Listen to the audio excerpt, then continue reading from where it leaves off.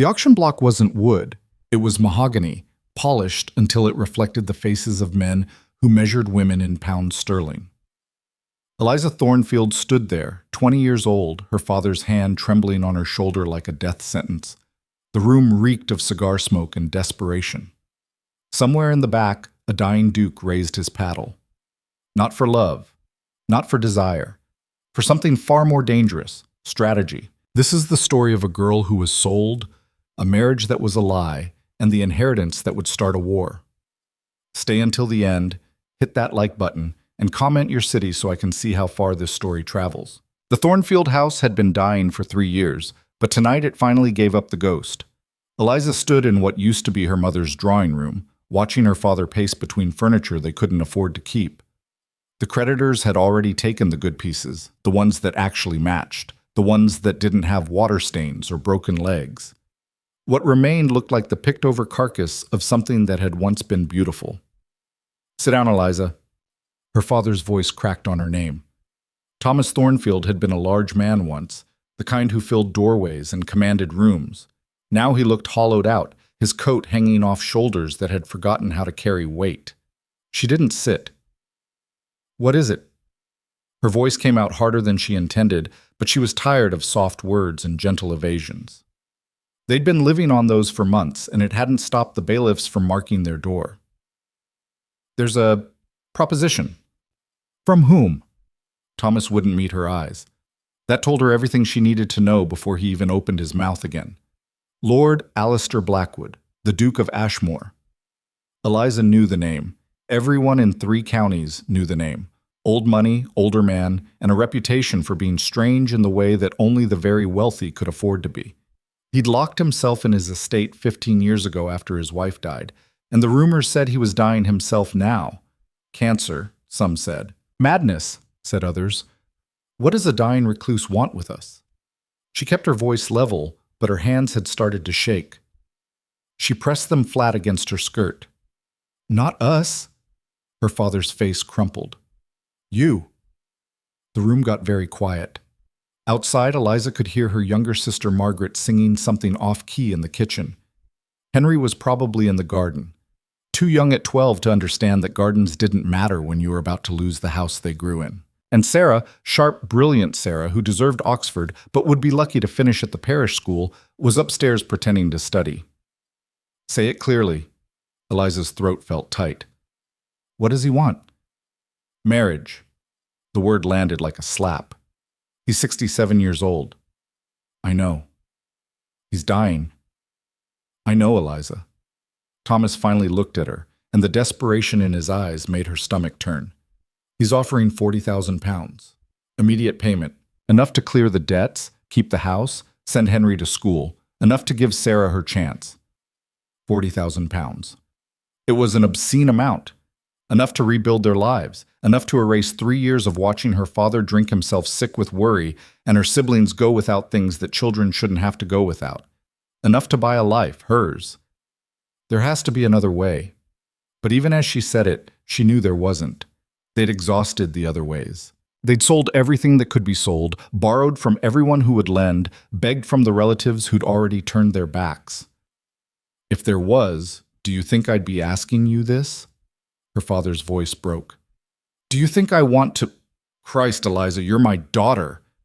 "Then don't sell me. It's not like that. He's offering marriage, legal and proper. You'd be a duchess. You'd be protected." "Protected."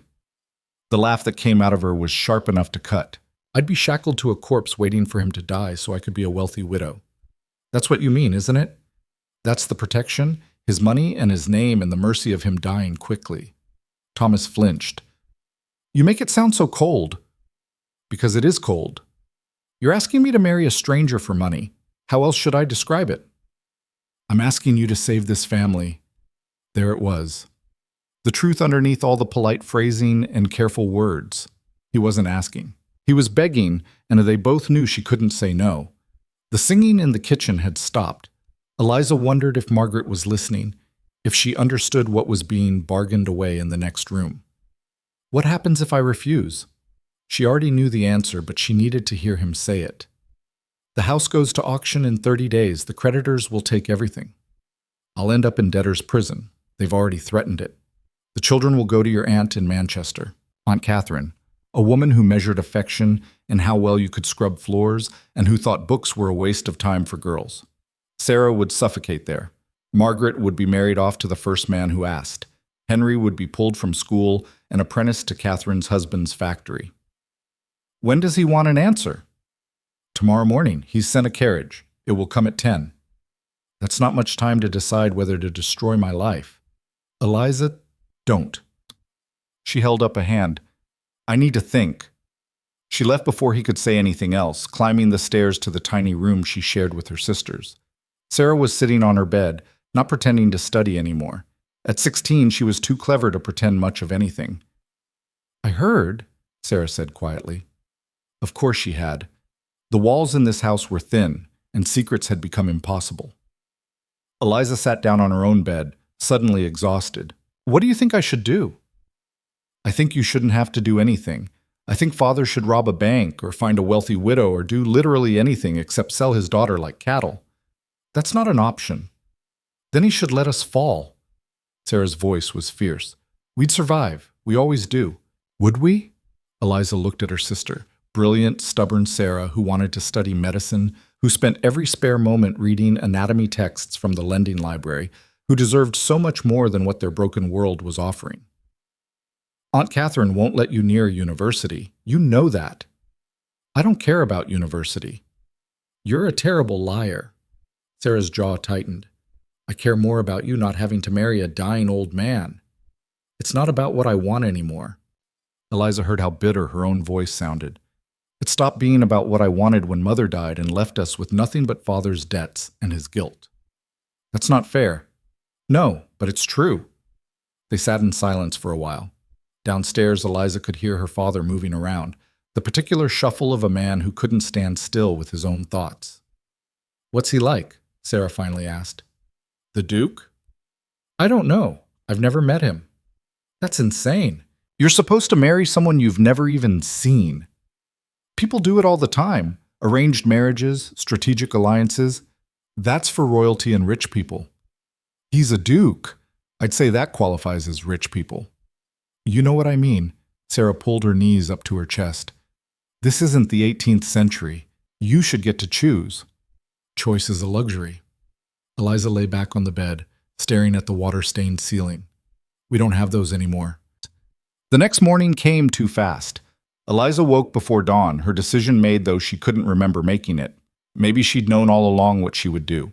Maybe from the moment her father said proposition, she'd understood that this was always how it would end. She dressed carefully, her best dress, which wasn't saying much. The blue cotton was faded, and the hem had been let down twice. But it was clean, and it didn't have any visible patches. If she was going to sell herself, she could at least look like she was worth buying. Margaret helped her with her hair, her small fingers surprisingly deft with the pins. Are you scared? Margaret was only 14, but she'd always been able to read Eliza better than anyone. Terrified. Then why are you doing it?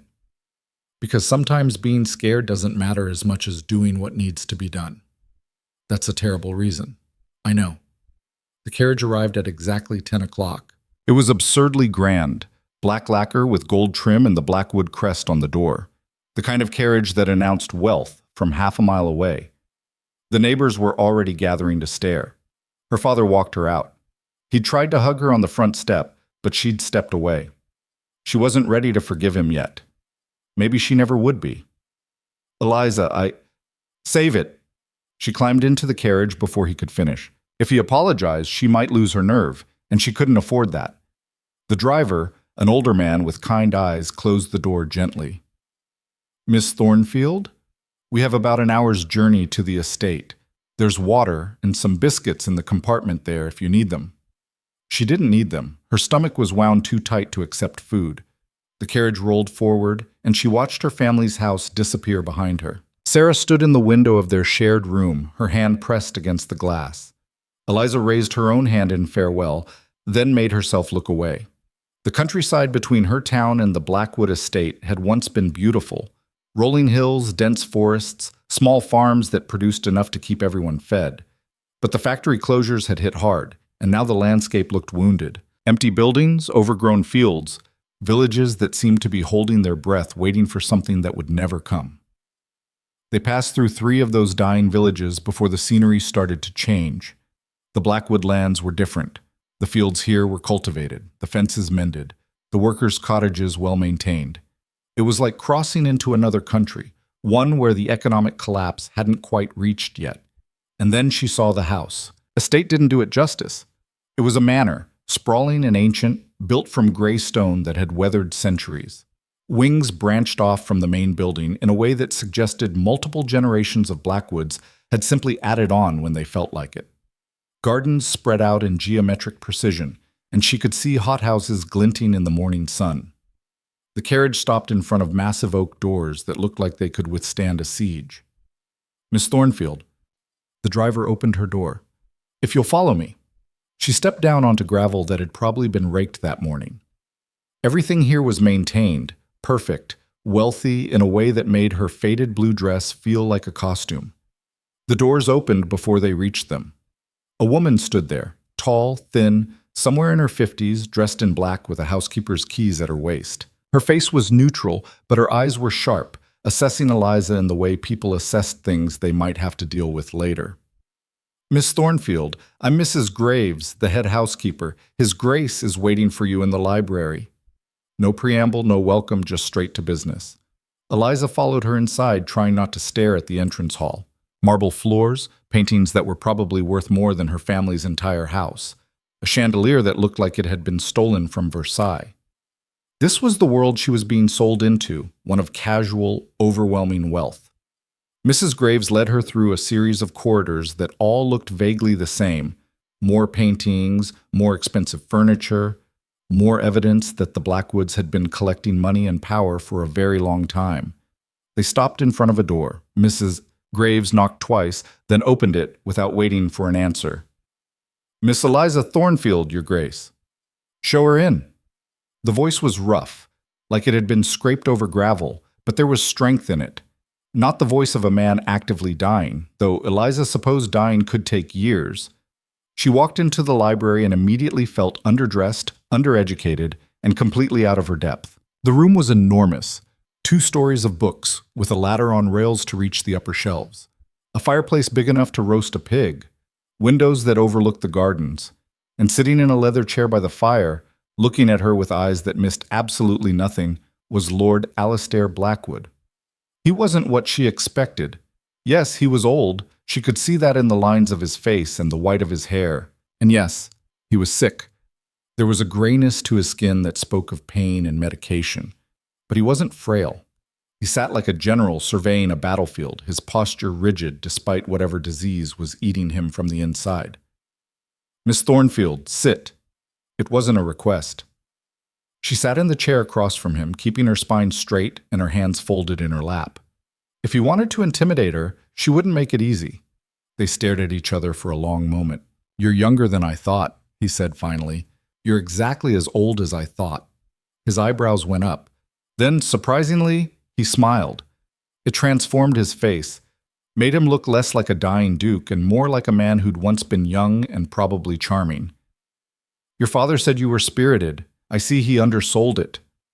"My father is selling me to you for £40,000. I don't think he gets credit for honesty." "Fair enough." Alistair leaned back in his chair, studying her. "How much do you know about this arrangement?" "I know you're dying. I know you want to marry me. I know you're paying enough money to save my family from complete ruin. That's about it." "And what do you think about all that?" "I think it's medieval and transactional, and I hate it. But I also think I don't have better options, which I hate even more." "At least you're honest." "What's the point in lying? You're buying honesty along with everything else." Another smile. "I'm starting to see why I chose you." "You don't know me." "I know enough. I've had investigators watching your family for 6 months." The admission should have been shocking, but Eliza found she wasn't surprised. Wealthy men didn't make £40,000 decisions on impulse. "What did they tell you?" "That your father's a drunk and a fool who destroyed his family's fortune with bad investments and worse pride. That your mother died 3 years ago and you've been holding the household together since. that you've been selling your own clothes and jewelry to keep food on the table, that you tutor children in the evenings for extra money, that you've turned down 2 proposals from local boys because you knew your family couldn't afford to lose your income. He paused. That your sister Sarah wants to be a doctor and you've been saving what little you can to try to help her. Eliza felt exposed, like he'd peeled back her skin and examined what was underneath. If you know all that, then you know I'm not Duchess material. On the contrary, you're exactly what I need. A desperate girl with no other options? A survivor who knows how to fight for the people she loves. She didn't know what to say to that. Alistair shifted in his chair and she saw him wince. Whatever was killing him, it hurt. I'm going to be direct, Miss Thornfield, because I don't have time for games. I have perhaps 6 months to live. A year if I'm unlucky. I need a wife for legal reasons that I'll explain if you agree to this arrangement. In exchange for that marriage, I'm offering more than just the £40,000 for your father. More? Protection for your siblings. Sarah will be sponsored through medical school, the whole thing, including housing and expenses. Margaret will have a dowry substantial enough to marry well, if she chooses, or to live independently if she doesn't. Henry will attend the best schools, with his path to university secured. Eliza's heart was pounding. That's more than we discussed. Your father doesn't know about it. This is between you and me. He leaned forward. But there are conditions. Of course there are. You will live here, in this house, as my wife in name. You will learn to manage this estate, because when I die, you will inherit it, along with the title, the lands, and the responsibilities. You will be trained in leadership, in land management, in strategy. You will be educated like the Duchess you're going to become. And you will do it all while knowing that my family will hate you, will try to break you, and will do everything in their power to prove you're unworthy. Why me? If your family hates outsiders, why not marry someone they'd accept? Because I don't trust them, any of them. His voice went hard. This estate has been in my family for 14 generations. I've watched my siblings and their children circle it like vultures, waiting for me to die so they can pick the bones. They'll destroy everything my ancestors built, sell off the land, gut the tenancies, and abandon the people who depend on us. I won't let that happen. So you're using me as a shield. I'm using you as a weapon. There's a difference. Eliza stood up and walked to the window. The gardens below were beautiful, too perfect. Like everything else in this world, she was being asked to enter. What if I fail? What if I can't learn all this in 6 months? Then you'll have failed with £40,000 in your pocket and your siblings' futures secured. You'll still be better off than you are now. He wasn't wrong. She turned back to face him. I want it in writing, all of it. The money for my father, the provisions for my siblings, the inheritance, legal documents, witnessed and filed before any marriage takes place. Already drafted. My solicitor can go over them with you this afternoon. I want my own solicitor to review them. I'll pay for one. I want veto power over any decisions about the estate while you're alive. If I'm going to be trained to run this place, I need real authority, not just lessons. Alistair smiled again, but this time it was approving. You negotiate well. I've been negotiating with creditors for 3 years. You're just better dressed. Done. You'll have advisory authority immediately and full veto power within 3 months after you've learned enough to use it wisely. 6 months of training before you expect me to take over completely. I may not have 6 months. Then you'd better make the time count. They stared at each other across the library. Eliza felt like she was standing on the edge of a cliff, about to jump into water she couldn't see the bottom of. One more thing, she said. I want honesty. Complete honesty. No games, no manipulation, no surprises. If there's something I need to know about this arrangement, you tell me now. Fair enough. Alistair stood slowly, using the arms of the chair for support. Up close, she could see how much effort it took him just to move. The marriage will be in name only. I'm far too sick for anything else, and I have no interest in a wife in that sense anyway. You'll have your own rooms, your own space. The only thing I require is your presence at formal occasions and your commitment to learning everything I can teach you. Why do you need a wife at all then? Why not just name me in your will? Because wills can be contested.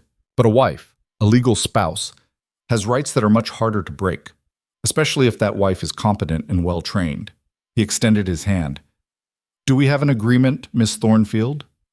She looked at his hand, looked at the library full of books she'd never have time to read, looked out the window at gardens that probably required a dozen gardeners. Then she thought about Sarah, brilliant and trapped. Margaret, sweet and without prospects. Henry, too young to understand how close they'd come to losing everything. Her father, broken and desperate. Herself, 20 years old and out of options. She took his hand. We have an agreement, Your Grace. His grip was surprisingly strong. Call me Alistair. We're going to be married, after all. Eliza. I know, he smiled. I've known your name for 6 months, remember? Now come on, let's introduce you to the prison you just agreed to live in. The word prison should have been concerning, but the way he said it, with dark humor and complete honesty, made her think maybe, just maybe, she'd made the right choice. Or at least the only choice she could have lived with. Mrs. Graves appeared as if summoned, and Alistair instructed her to show Eliza to her rooms. They walked through more corridors, up a grand staircase, and into a wing that Alistair explained was traditionally reserved for the Duchess. Her rooms were ridiculous. A sitting room, a bedroom, a dressing room, and a private bathroom with actual hot running water. The furniture was antique and probably worth a fortune. The bed had curtains. There were paintings on the walls that looked original. Your belongings will be sent for, Mrs. Graves said. His Grace has also arranged for a wardrobe appropriate to your new station. The seamstress will be here tomorrow to take measurements. That's not necessary. It is, I'm afraid. You'll be representing the Blackwood name now. That requires a certain presentation. It was the most polite way anyone had ever called her shabby. Dinner is at 7. His Grace prefers punctuality. Mrs. Graves moved toward the door. If you need anything, pull the bell cord. Someone will come. Then she was gone, and Eliza was alone in rooms that were bigger than her entire house back home. She sat down on the bed, which was obscenely comfortable, and tried to process what had just happened. She'd agreed to marry a dying duke. She'd negotiated for her family's future. She'd traded her freedom for security, and she had absolutely no idea if she'd made the right choice or the biggest mistake of her life. Outside, the sun was setting over the Blackwood Gardens, painting everything in shades of orange and gold, beautiful and completely unreal. Eliza lay back on the impossible bed and stared at the canopy above her. 6 months to learn to be a duchess. 6 months to prove she wasn't just some desperate girl bought with money. 6 months to prepare for a war she didn't fully understand yet. It didn't seem like enough time, but then again, time had stopped carrying what she thought was enough a long time ago. The first lesson came at dawn. Eliza woke to someone shaking her shoulder, not gently. She jerked upright to find Mrs. Graves standing over her bed with all the warmth of a January frost. His Grace expects you in the estate office in 20 minutes. There's breakfast waiting in your sitting room. What time is it? 5:30. In the morning? Mrs. Graves didn't dignify that with a response.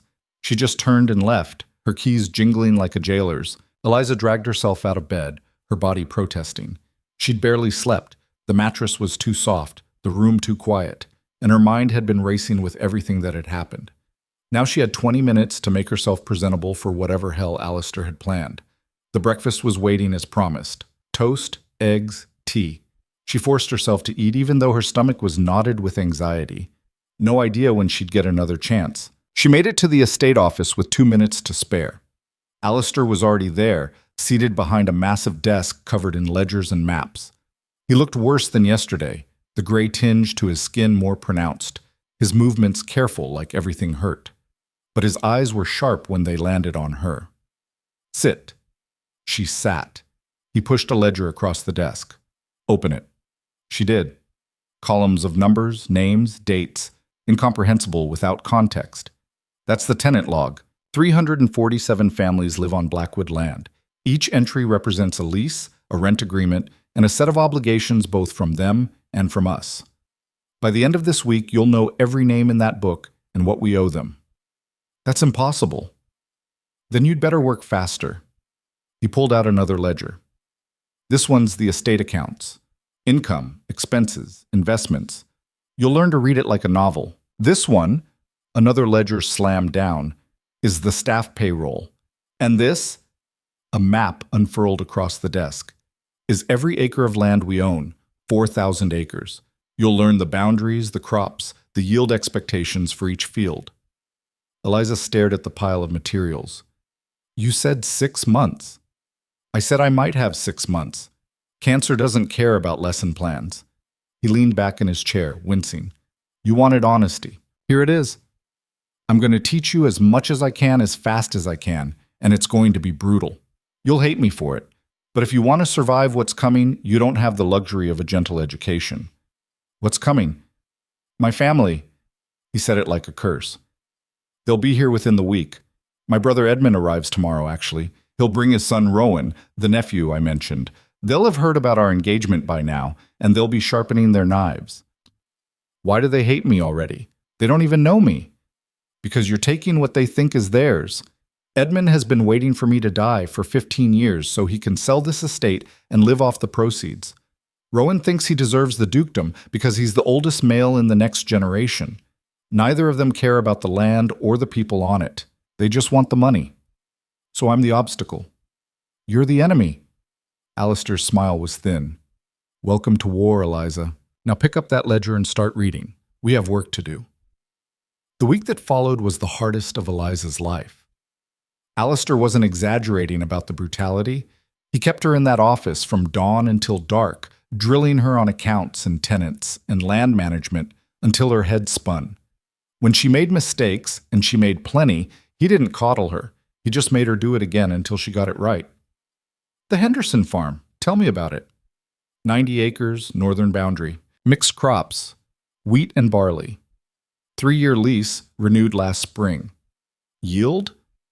I don't, Wrong answer. You should know. Again. And so it went, hour after hour, day after day. But Alistair was a good teacher, even if he was a hard one. He didn't just make her memorize facts.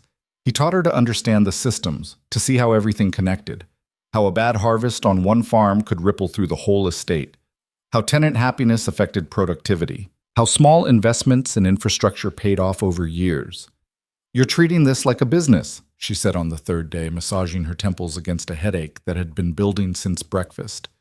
It is a business that employs 300 families and supports an entire region. Sentiment doesn't keep people fed. Good management does. But you care about them, the tenants. Of course I care. That's why I'm building you into someone who can protect them when I'm gone. He closed the ledger in front of him with a decisive thump.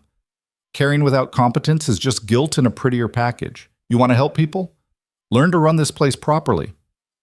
By the end of the week, Eliza's hand was cramped from writing notes, and her brain felt like it had been wrung out like a dishcloth. But she could recite tenant names, calculate crop yields, and identify problem areas in the estate accounts. It wasn't enough. Nowhere close. But it was a start.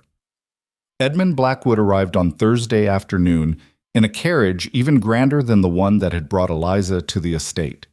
She watched from her window as he emerged, a tall man in his early 60s, well-dressed and handsome in the way that money and good breeding could make someone handsome. He looked like Alistair might have looked 30 years ago, before illness and isolation had carved him down to bone and determination. That's him, Mrs. Graves said from behind her. Eliza hadn't heard her come in. His Grace's younger brother, and that's Master Rowan with him. Rowan Blackwood was nothing like his father. Where Edmund was polished and refined, Rowan was rough edges and barely contained energy. Probably 30, dark-haired, built like someone who actually used his body for something other than sitting in drawing rooms. He jumped down from the carriage before it had fully stopped and said something to his father that made Edmund frown. "What's he like?" Eliza asked. "Trouble." Mrs. Graves didn't elaborate. She didn't need to. Dinner that night was a masterclass in civilized warfare. Alistair had insisted Eliza join them, despite her protests that she wasn't ready. "You're never going to be ready. Might as well jump in now." So she'd put on one of the new dresses the seamstress had delivered, simple but well made, much better than anything she'd owned before, and walked into the dining room like she was walking to her execution. Edmund and Rowan were already there, standing by the fireplace with drinks in hand. They both turned when she entered, and she felt the weight of their assessment like a physical thing. Ah. Edmund's smile was perfectly pleasant and completely empty. "You must be Miss Thornfield, or should I say, my future sister-in-law?" Miss Thornfield is fine for now. Eliza kept her voice level. How modern of you. He crossed to her, taking her hand and kissing it with practiced charm. I'm Edmund Blackwood. This is my son, Rowan. Rowan didn't move to greet her. He just stood there, dark eyes cataloging everything about her, her dress, her posture, her obvious discomfort. When he finally spoke, his voice was rougher than his father's, with an edge that suggested he didn't bother with Edmund's polished manners. How old are you? 20. Christ. He looked at his father. He's robbing the cradle. Rowan, Edmund said mildly, but there was a warning in it. What? We're all thinking it. She's 47 years younger than him. It's grotesque. It's also none of your business, Alistair said from the doorway. He moved into the room slowly, leaning on a cane Eliza hadn't seen him use before. The pain must have been worse today. Eliza, ignore my nephew. He was raised by wolves and hasn't learned to behave in polite company yet. Wolves would have done a better job than boarding school, Rowan muttered. They sat down to dinner, a formal affair with too many courses and too much tension. Edmund played the gracious guest, making pleasant conversation about nothing while his eyes stayed cold and calculating. Rowan barely spoke, but Eliza could feel him watching her, analyzing her, trying to figure out what angle she was playing. So tell me, Miss Thornfield, Edmund said over the fish course, how did you and my brother meet? I confess I was surprised to hear about the engagement. Alistair hasn't exactly been social these past years. He made me an offer I couldn't refuse.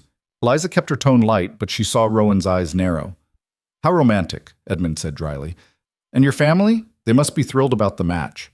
They're pleased I'll be taken care of. I'm sure they are. The implication was clear. She was a gold digger, and they both knew it. Alistair set down his fork with a sharp click. Leave her alone, Edmund. You came here to inspect the books and make sure I haven't bankrupted the estate. We both know this charming dinner conversation is just you circling before you go for the throat. Edmund's smile didn't waver. You wound me, brother. I'm simply concerned about the family interests. This estate has been in our family for generations. It's only natural I'd want to ensure it's being managed properly. It's being managed fine. By you? A dying man who hasn't left this property in 15 years? Edmund leaned back in his chair. Or by her? A girl with no education, no experience, and no family connections to speak of. Careful, Alistair said softly. I'm just being practical. If you're serious about this marriage, and I assume you are, given the announcement, then we need to discuss the reality of the situation. When you die, this estate will need proper leadership, real leadership, not a well-meaning amateur playing Duchess. Then it's a good thing she's being trained. Rowan laughed, a short, bitter sound. Trained? In what, a few months?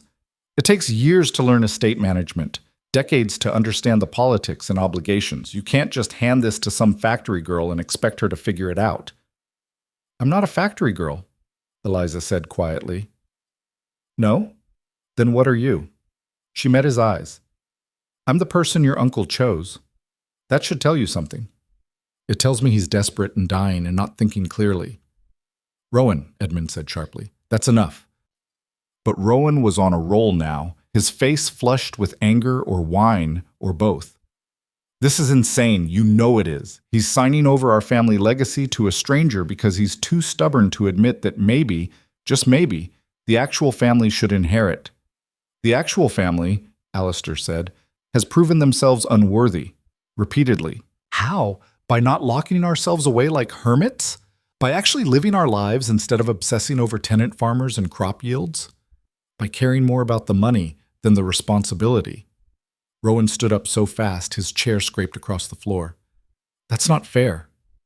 Sit down. No, I'm done pretending this is normal. You're dying, Uncle. I'm sorry about that, I really am. But you don't get to destroy this family on your way out just to make some kind of point about worthiness. I said sit down. Make me. The silence that followed was terrible. Alistair looked at his nephew with something that might have been disappointment or might have been contempt. It was hard to tell. Get out, he said finally. Both of you, I'm tired and I'm not in the mood for this. Edmund stood smoothly, ever the diplomat. Of course, we're all tired. Perhaps we can continue this discussion tomorrow when tempers have cooled. There's nothing to discuss. The marriage is happening. The estate is going to Eliza. You can accept it or you can leave. You're really going to die on this hill? I'm going to die regardless.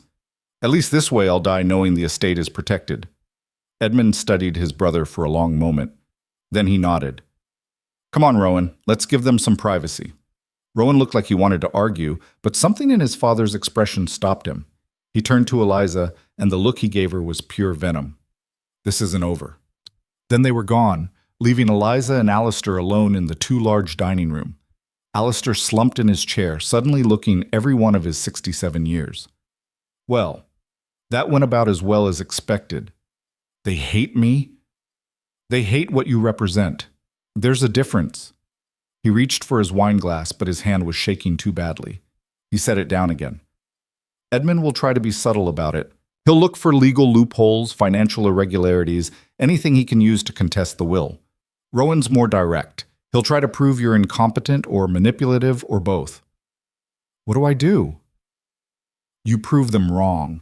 You learn faster, work harder, and become so obviously capable that even they can't deny it. He pushed himself up from the table with visible effort. Come on, we have more work to do. Now it's nearly 9. The estate doesn't care what time it is. Neither do Edmund and Rowan. If you want to beat them, you need to be better than they expect. That means working when they think you're sleeping. So they went back to the office, and Eliza spent another 3 hours learning about water rights and timber management, while Alistair drank tea that smelled medicinal and tried to hide how much pain he was in. Around midnight, he finally admitted defeat. Enough. You're useless when you're this tired anyway. Should I help you to your room? I'm not an invalid yet. But he didn't refuse when she offered her arm. They made their way slowly through the dark corridors. Alistair's breathing was labored by the time they reached his chambers. Why are you really doing this? Eliza asked. And don't give me the line about protecting the estate. There has to be more to it. Alistair paused with his hand on the door. You want the truth? Always. My wife would have liked you, Elizabeth. You remind me of her, stubborn, smart, unwilling to accept that the world is what it is instead of what it should be. His voice went soft. She died trying to help the tenants during a fever outbreak. Went into the sick houses herself. Wouldn't listen when I told her it was too dangerous. She believed the Duchess had responsibilities that mattered more than staying safe. I'm sorry. Don't be. She died doing what she thought was right. I've spent 15 years hiding in this house because I couldn't figure out how to do the same. He looked at Eliza. You're my second chance. Not at love. I'm well past that. But at making sure this place stands for something after I'm gone. At making sure Elizabeth's death meant something. He went into his room and closed the door, leaving Eliza standing in the hallway with a weight in her chest that felt like grief for a woman she'd never met. The attack started 2 days later. Eliza woke to find several of the staff giving her strange looks. When she asked Mrs. Graves about it, the housekeeper's face went carefully blank. There's been some talk, miss. Below stairs. What kind of talk? Nothing you need to concern yourself with. But Eliza pressed, and eventually Mrs. Graves admitted that someone had been spreading rumors, that Eliza had been a prostitute in her hometown, that she'd seduced Alistair specifically to get access to his money, that she was planning to have him declared incompetent so she could take control of the estate before he even died. Who's spreading this? I couldn't say, miss. Which meant she could say, but wouldn't. Eliza didn't need to be a genius to guess the source. She confronted Alistair about it that afternoon during their lesson. Let them talk, he said dismissively. Rumors only matter if you give them power. They matter when the staff starts believing them. How am I supposed to run this estate if no one trusts me? Then make them trust you. Show them who you actually are instead of worrying about what people are saying behind your back. Easy for you to say, you're a duke. People have to respect you whether they want to or not. Respect and trust are different things. Respect you can demand. Trust you have to earn. He pushed a new ledger across the desk. Now, the South Timber Tract. Tell me about the logging schedule. But the rumors didn't stop. They got worse. By the end of the week, Eliza had supposedly stolen jewelry from her previous employer, falsified her age to trick Alistair, and was secretly corresponding with a lover she planned to install in the manor after Alistair's death. None of it was true. All of it was believed by enough people to make her life miserable. The breaking point came when she overheard 2 maids talking outside her room. I feel sorry for His Grace, I do. Dying's hard enough without being taken advantage of by some opportunistic tart. She's got him wrapped around her finger, hasn't she? Poor man's too sick to see what she really is. Eliza yanked open the door. Both maids jumped, their faces going white. If you have something to say about me, say it to my face. The younger one, barely 16, looked terrified. The older one lifted her chin defiantly. Just speaking the truth, miss. The truth? You don't know anything about me. You're just repeating lies someone else invented because it makes you feel important to have gossip. Are you saying you're not after His Grace's money? I'm saying my reasons for being here are none of your business. But since you asked, yes, I'm here because of money. My family was starving and I had to make a choice. Does that make me a whore? Maybe. Does it make me a liar? No. I've been honest about what this marriage is from the beginning. Can you say the same about yourselves?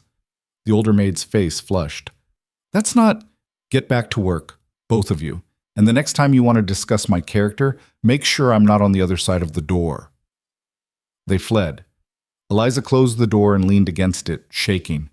That had been stupid. Confronting them would just make things worse.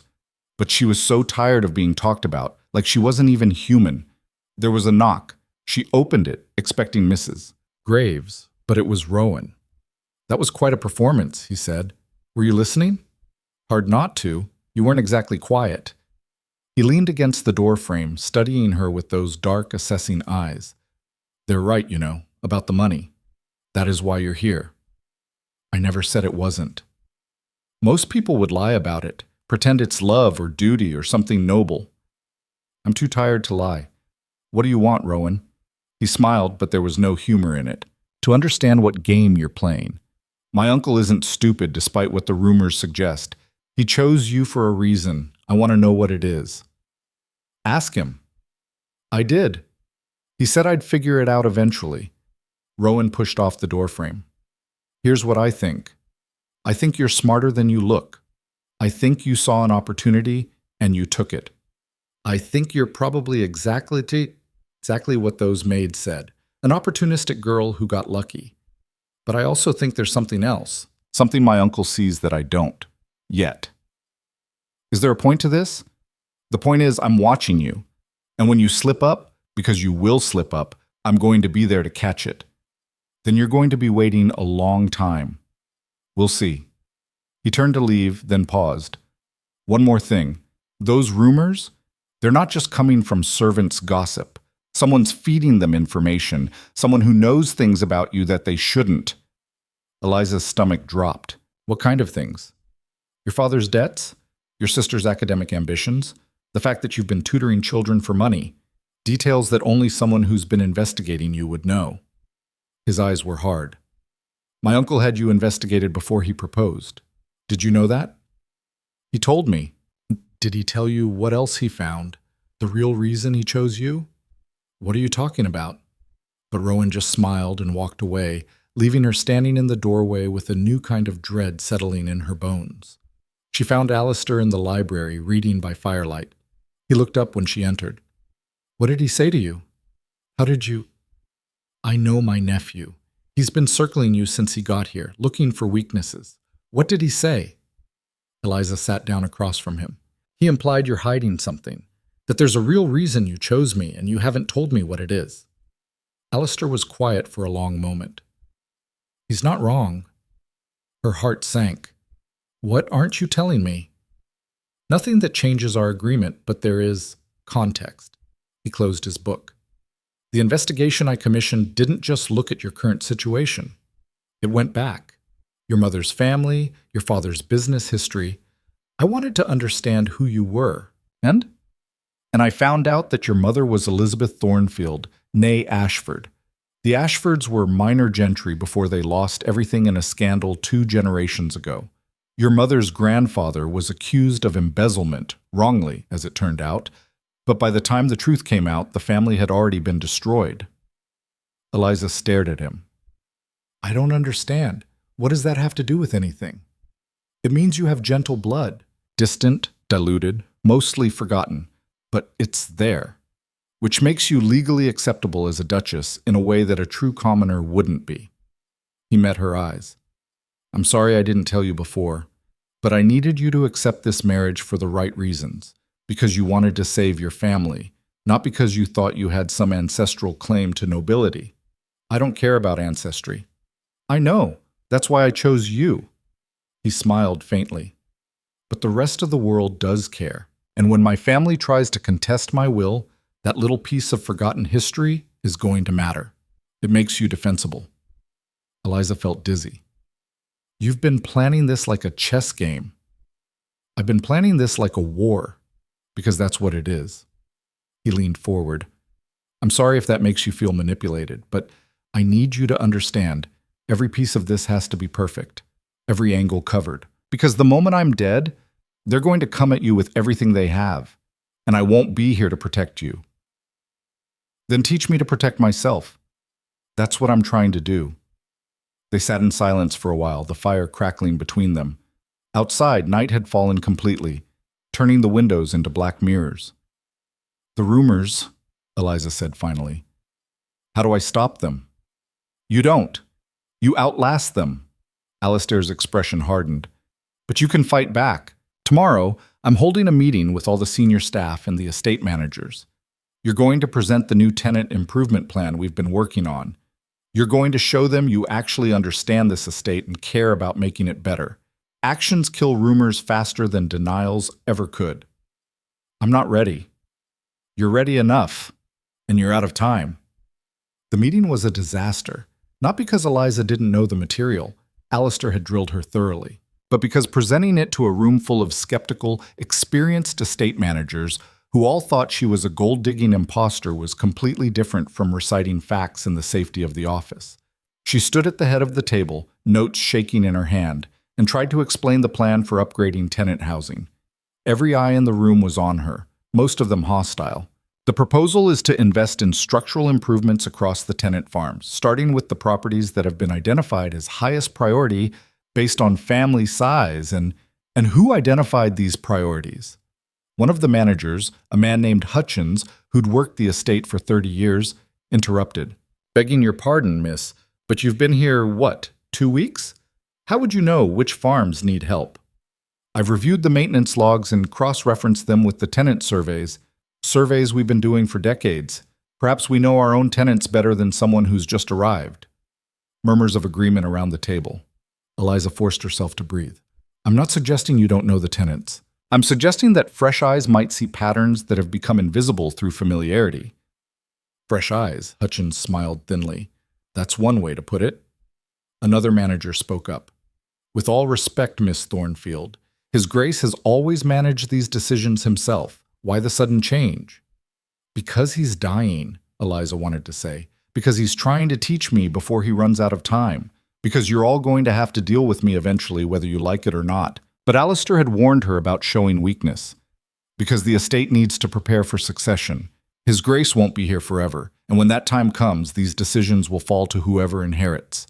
Better to start building that competency now than to scramble for it later. And you think that person should be you? Hutchins' tone made it clear what he thought of that idea. I think that's what His Grace wants, and I think your job is to make that work, not to question it. The room went very quiet. Careful, miss, Hutchins said softly. You might be marrying His Grace, but you haven't earned respect on this estate yet. Demanding it won't work. I'm not demanding respect, I'm asking you to do your jobs, which includes implementing the improvements His Grace and I have agreed upon. She set down her notes. Now, are we going to have a productive conversation about this plan, or are we going to waste everyone's time establishing that you don't like me? For a moment, she thought she'd pushed too far. Then one of the younger managers, a woman named Porter, spoke up. The Henderson farm. You listed it as priority 3. Why? Eliza grabbed onto the question like a lifeline. 3 children under 10, structural damage to the east wall that's worsening, and they're still waiting on repairs that were promised 8 months ago. The delay is affecting their productivity and their safety. Porter nodded. That's fair. What's the proposed timeline? And just like that, they were having an actual conversation. Not all of them participated. Hutchins sat silent and glowering, but enough engaged that the meeting felt less like an ambush and more like actual work. Afterward, Alistair found her in the hallway. Not bad. I nearly lost them. But you didn't. You held your ground and you got them talking. That's all you needed to do today. He started walking, slowly. Hutchins will be a problem. He's been angling to manage the estate himself for years. Seeing you in this position threatens everything he's been working toward. What do I do about him? Outlast him. He's 63 and planning to retire in 2 years. You just need to be competent enough that he can't undermine you before then. 2 years feels like forever. You might not have 2 years. Neither might I. Alistair stopped walking, his breathing labored, which is why tomorrow we're starting on the harder lessons. Politics, negotiation, how to manage people who actively want you to fail. Can't wait, Eliza said dryly. But that night, lying in her enormous bed, she felt something shift inside her. The meeting had been awful, but she'd survived it. More than survived. She'd held her own, at least partially.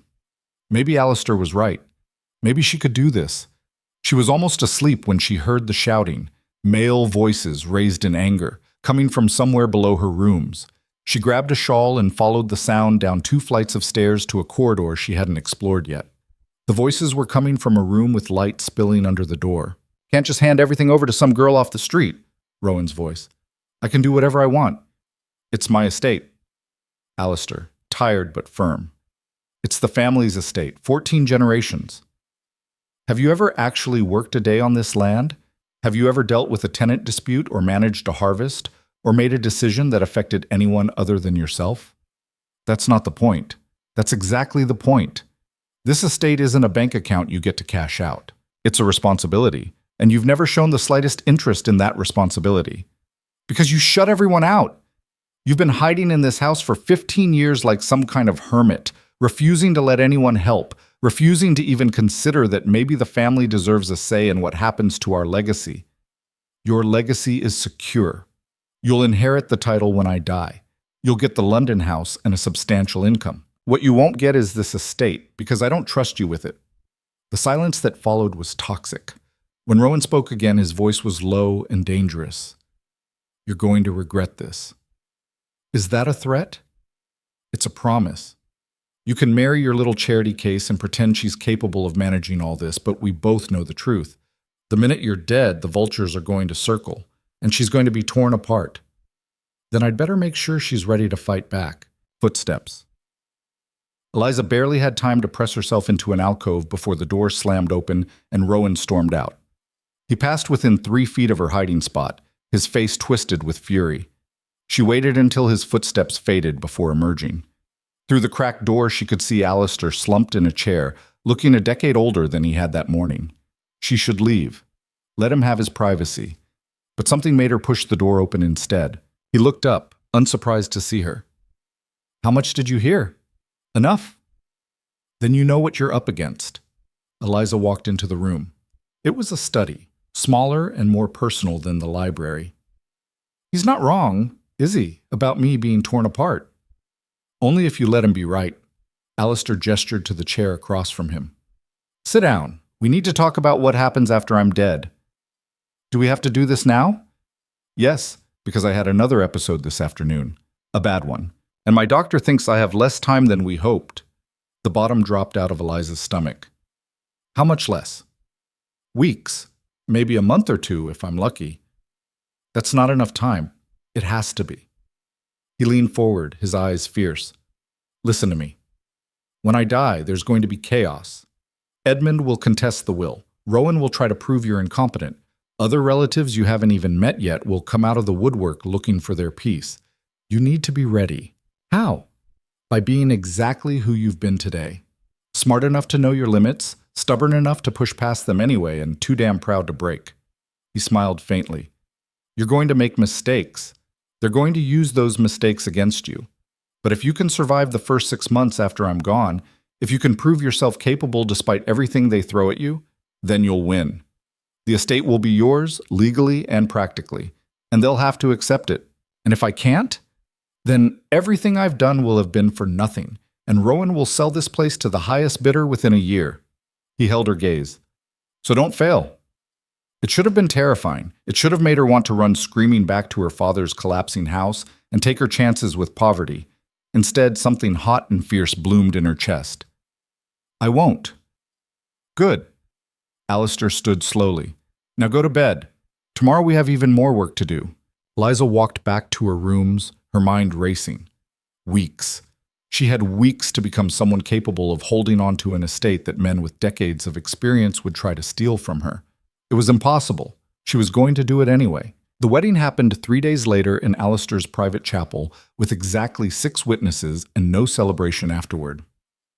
Eliza wore a dress she'd never seen before, ivory silk that fit perfectly because the seamstress had been working in secret.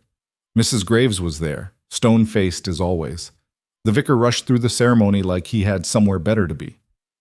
Edmund and Rowan stood in the back, their presence a requirement rather than a blessing. I do, Eliza said when prompted, her voice steadier than she felt.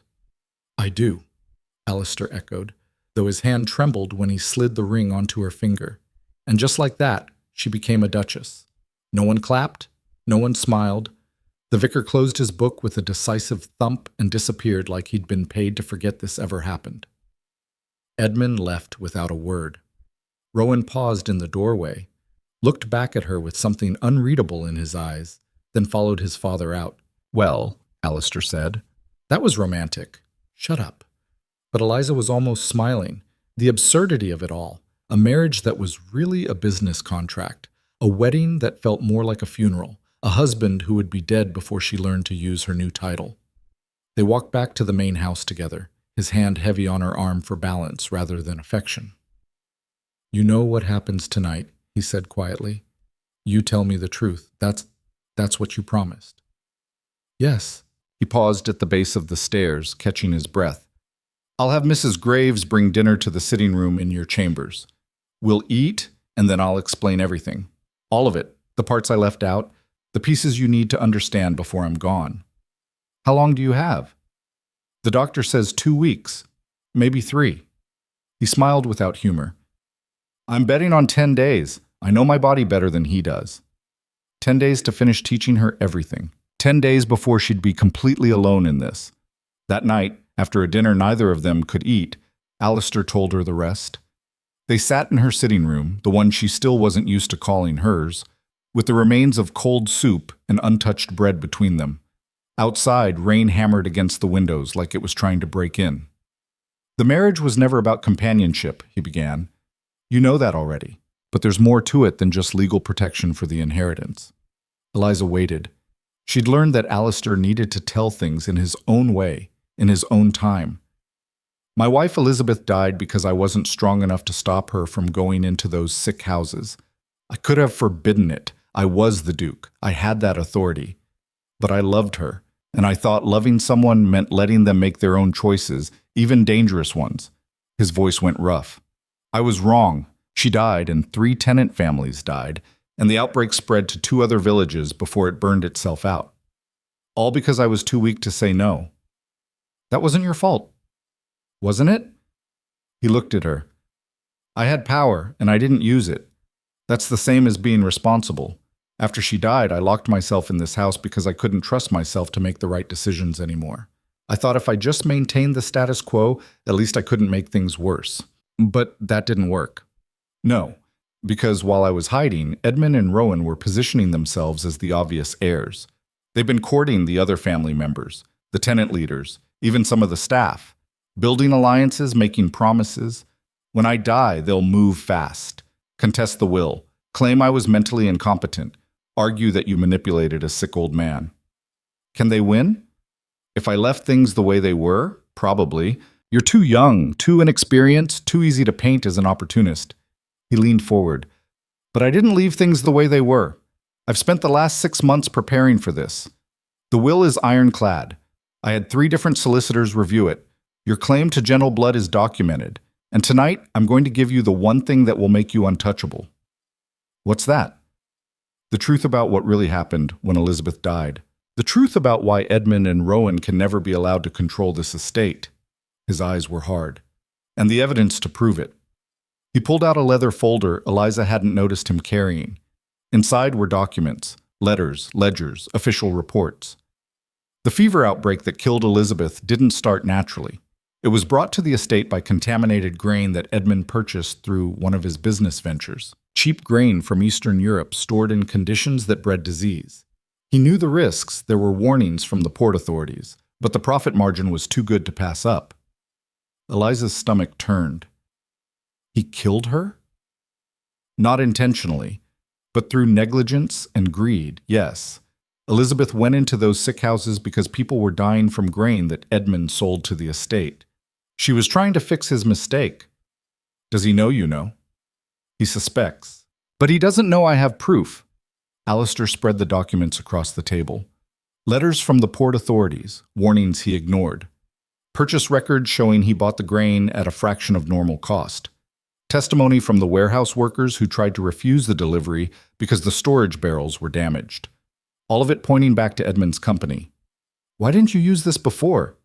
Because I was too broken by grief to fight, and because I knew if I went to war with my own brother, the scandal would destroy the estate's reputation.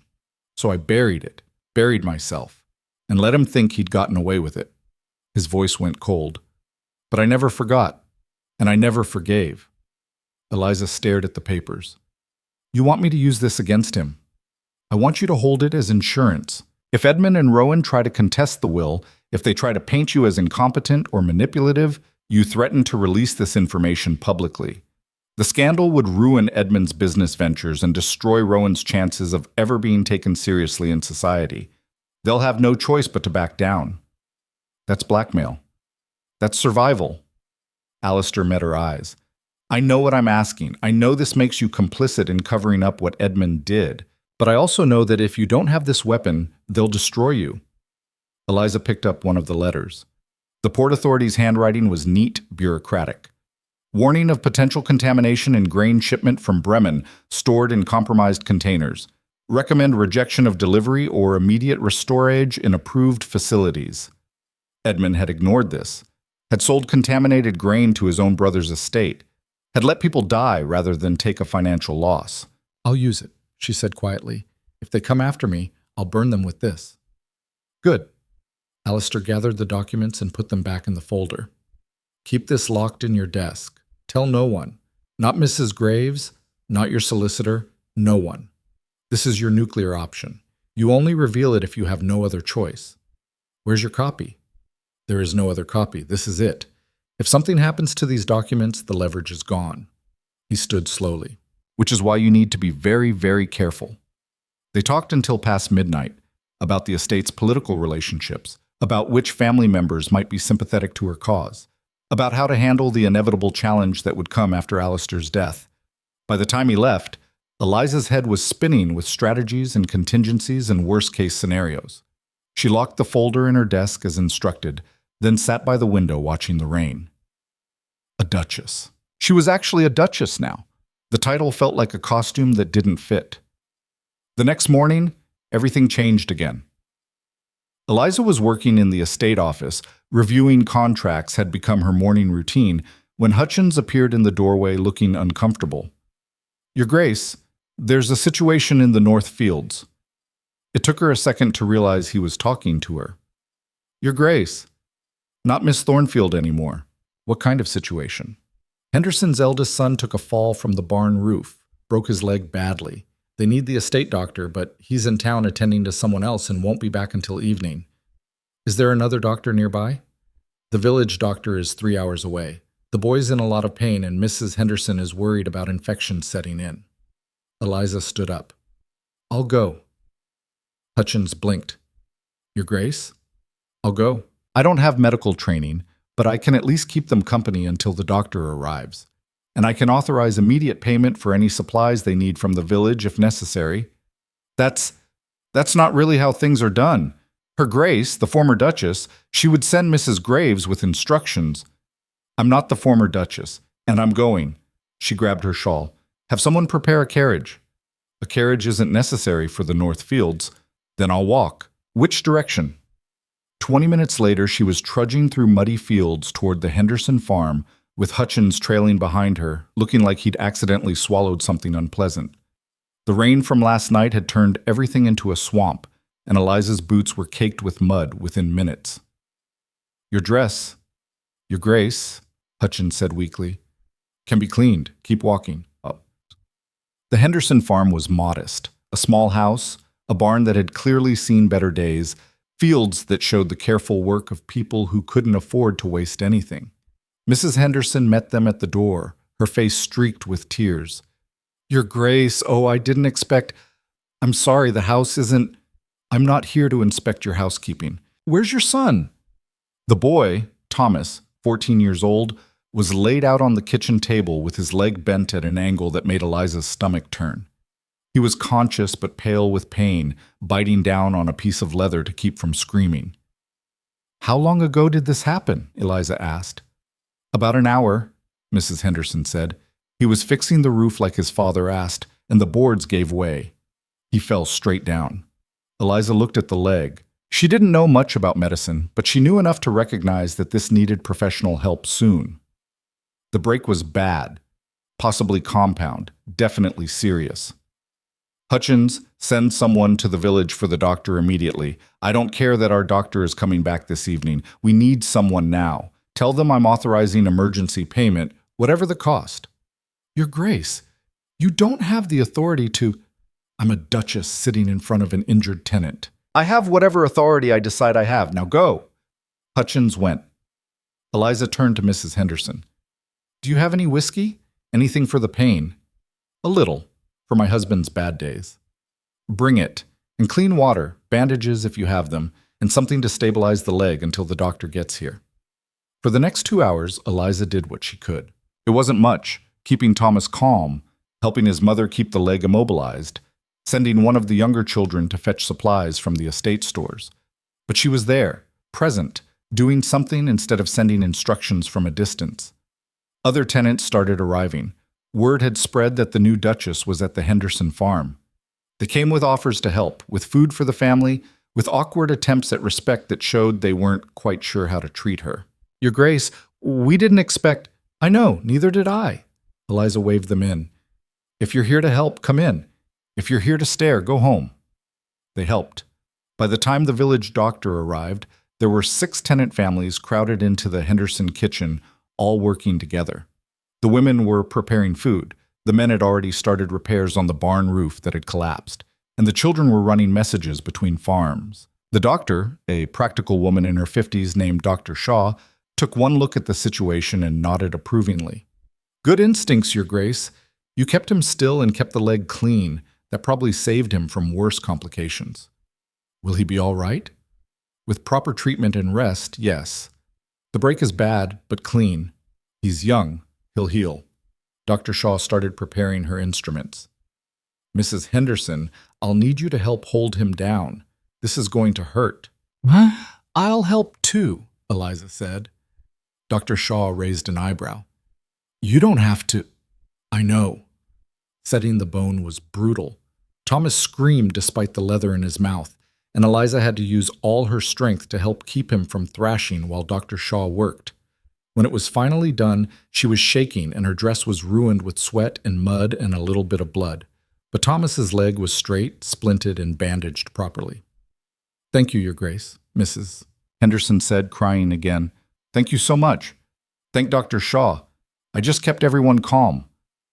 You did more than that. Dr. Shaw was washing her hands in a basin someone had provided. You made them feel like someone was paying attention. That's worth more than you think. The walk back to the manor was quiet. Hutchins didn't say anything about her ruined dress or muddy boots. When they reached the main house, he cleared his throat. That was well done, Your Grace. I didn't do anything special. You showed up for a tenant family without being asked. He met her eyes. The former Duchess used to do that too, before she died. It was the first time anyone had compared her to Elizabeth in a positive way. That evening, Alistair was waiting for her in the library. He took one look at her filthy dress and smiled. I heard what you did. Who told you? Everyone told me. The whole estate's talking about it. The new Duchess who walked through the mud to help a tenant family. He gestured to the chair across from him. You made an impression. I just did what seemed right. That's what Elizabeth used to say. His expression softened. You're going to be fine, Eliza. Better than fine. You're going to be exactly what this place needs. I broke about 6 protocols according to Hutchins. Protocols are guidelines, not laws. You saw something that needed doing and you did it. That's leadership. He pulled out another ledger. Now, while you're feeling confident, let's talk about the summer planting schedule, because that's going to be your first major decision after I'm gone, and you need to be ready. They worked until late again, but this time Eliza felt different, stronger, like maybe she could actually do this. The shift in the staff's attitude was subtle but real. Mrs. Graves started asking for her opinions instead of just delivering information. The younger maid stopped whispering when she walked past. Even the senior managers in the estate office began directing some of their questions to her, instead of always defaulting to Alistair. She was becoming real to them, not just the Duke's charity project, but an actual person with authority and judgment. The confrontation came 6 days before Alistair died. Edmund had been circling for weeks, asking pointed questions about estate finances and making casual comments about Eliza's inexperience. But he'd been subtle about it, everything just polite enough to avoid open conflict. Rowan was less subtle. Eliza was in the estate office reviewing the quarterly reports when he appeared in the doorway, holding a glass of whiskey despite it being barely 10 in the morning. Working hard, I see. Did you need something, Rowan? Just wondering if you actually understand what you're looking at, or if you're just pretending. He walked in without being invited, leaning against the desk. Those are complex financial documents. Takes years to learn how to read them properly. Then I'd better learn fast. Or you could admit you're in over your head and step aside before you do real damage. Eliza set down her pen. Is that what you came here to say? I came here to offer you a way out. He took a sip of whiskey. My uncle's going to die soon. We both know it. When he does, you're going to be thrown into a situation you're completely unprepared for. My father and I are willing to make you a generous offer. Take a substantial settlement, keep the Duchess title if you want it, but let the actual management of the estate pass to people who know what they're doing. People like you? Yes? No. Rowan's expression hardened. You don't even know what you're refusing. I know exactly what I'm refusing. You want me to take the money and the title and stand aside while you sell off everything Alistair built. You want to gut this estate and walk away rich. The answer is no. You're being stubborn. I'm honoring my husband's wishes. Your husband is a dying old man clinging to control because he's too proud to admit he failed. He failed his wife, he failed this estate, and now he's going to fail you too. Eliza stood up. Get out. Or what? You'll throw me out. You're a 20-year-old girl playing Duchess. You have no real power here. I have exactly as much power as Alistair gave me. And he gave me enough to make your life very difficult if you don't leave this office right now. They stared at each other. Rowan's face was flushed with anger, or alcohol, or both, and for a second Eliza thought he might actually get violent. Then Alistair's voice cut through the tension. She told you to leave, Rowan. I suggest you listen. He was standing in the doorway, leaning heavily on his cane, looking like death warmed over, but his eyes were sharp and his voice was steady. Rowan turned. Uncle, we were just... I know exactly what you were doing. Making threats? Trying to intimidate my wife? Positioning yourself for a takeover the second I'm dead. Alistair moved into the room slowly. Here's what's going to happen instead. You and your father are going to leave this estate tomorrow morning. You're not welcome here anymore. Not while I'm alive, and not after I'm gone. You can't. I absolutely can. This is my house, my land, and my decision. Get out. Edmund appeared behind Alistair, his face carefully neutral. Brother, perhaps we should discuss this calmly. There's nothing to discuss. I've tolerated your circling and plotting because you're family, but I'm done with tolerance. You tried to break her and you failed. Now leave before I have you forcibly removed. This is a mistake, Edmund said quietly. You're isolating yourself, alienating the only family you have left. The only family I have left is standing right here, Alistair gestured to Eliza. She's my wife and my heir, and she's worth 10 of you. Now get out of my house. The silence that followed was absolute. Edmund looked at his brother for a long moment, his expression unreadable. Then he nodded once and turned to leave. Come on, Rowan, we're not wanted here. This isn't over, Rowan said, but there was less conviction in his voice now. Yes, Alistair said. It is. They left. Eliza could hear them in the hallway, Edmund's low voice giving orders, Rowan's angry responses. Then footsteps fading, doors closing, and finally silence. Alistair sagged against the desk. "Are you all right?" Eliza moved to support him. "No, but I will be once I sit down." He let her help him to a chair. That needed to happen. They needed to see that I'm serious about this, that I'm not going to back down no matter how much pressure they apply. They're going to come back. After you're gone, they'll contest everything. Let them. You'll be ready. He looked at her. You already are ready. You just don't know it yet. 4 days later, Alistair collapsed during dinner. Eliza was there when it happened, saw him go gray, saw his hand spasm and drop his fork, saw him try to speak and fail. She screamed for help and Mrs. Graves appeared like a ghost, already sending servants running for the doctor. They got him to his chambers. Doctor. Shaw arrived within the hour, examined him, and delivered the verdict Eliza already knew in her bones. Days, maybe less. Can we do anything? Keep him comfortable. That's all that's left now. Eliza stayed with him. Mrs. Graves tried to send her away. You need rest, Your Grace. But she refused to leave. She sat in a chair by his bed, watching him breathe, counting each rise and fall of his chest. He woke sometime past midnight, his eyes focusing on her slowly. Still here? Where else would I be? Getting some sleep, being sensible. He tried to smile. You're terrible at being sensible. I learned from the best. They sat in silence for a while. Outside, an owl called, lonely and distant. I'm sorry, Alistair said finally. For what? For buying you.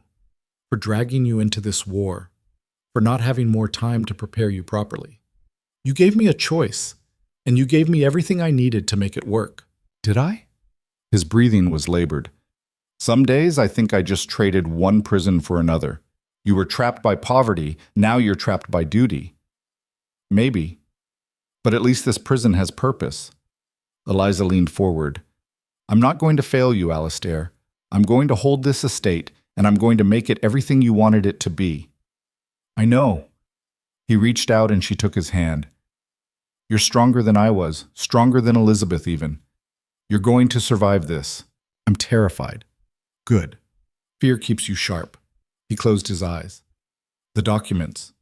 You remember where they are? In my desk, locked. Don't use them unless you absolutely have to, but if Edmund and Rowan push you to the edge, don't hesitate. Burn them if you need to. I will. And Eliza? Don't trust anyone completely, not even the people who seem loyal. Everyone has their own agenda. Even you? Especially me. I used you to save this estate. Never forget that. I won't. He slept after that, his breathing rough and uneven. Eliza stayed in the chair, watching dawn break through the windows. Mrs. Graves brought tea and toast that she didn't eat. Dr. Shaw checked in every few hours, her face growing graver each time. Alistair died at sunset on the 6th day. He woke briefly, looked at Eliza, and said, You're going to be magnificent. Then his eyes closed and his breathing stopped, and that was it. No drama, no final speeches, just silence. Eliza sat there for a long time, still holding his hand, feeling the warmth fade from his skin. Your Grace. Mrs. Graves was in the doorway. The arrangements need to be made. I know. Do you want me to? No, I'll do it. Eliza stood slowly, her legs stiff from hours of sitting. Send for the undertaker and the solicitor and prepare the formal announcements. The family will need to be notified. Let them come. Eliza looked down at Alistair's still face. He looked peaceful, more peaceful than she'd ever seen him alive. Let them all come. I'm ready. And the terrible thing was, she meant it. The funeral was 3 days later, and it seemed like the entire county showed up. Eliza stood at the front of the chapel in black silk, watching the parade of mourners file past. Some of them were genuine, tenant families who'd lost a landlord who actually cared about their welfare, staff members who'd served Alistair for decades. Others were vultures in fancy dress, already calculating how to profit from the power vacuum. Edmund and Rowan arrived late, making an entrance. They'd brought reinforcements, cousins Eliza hadn't met, distant relatives with dubious claims to connection, and a lawyer who looked like he billed by the breath.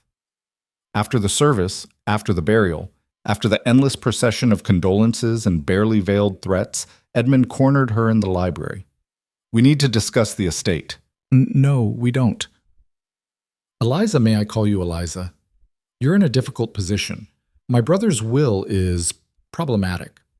There are questions about his mental competency at the time it was drafted, questions about whether he was unduly influenced." "By me, you mean?"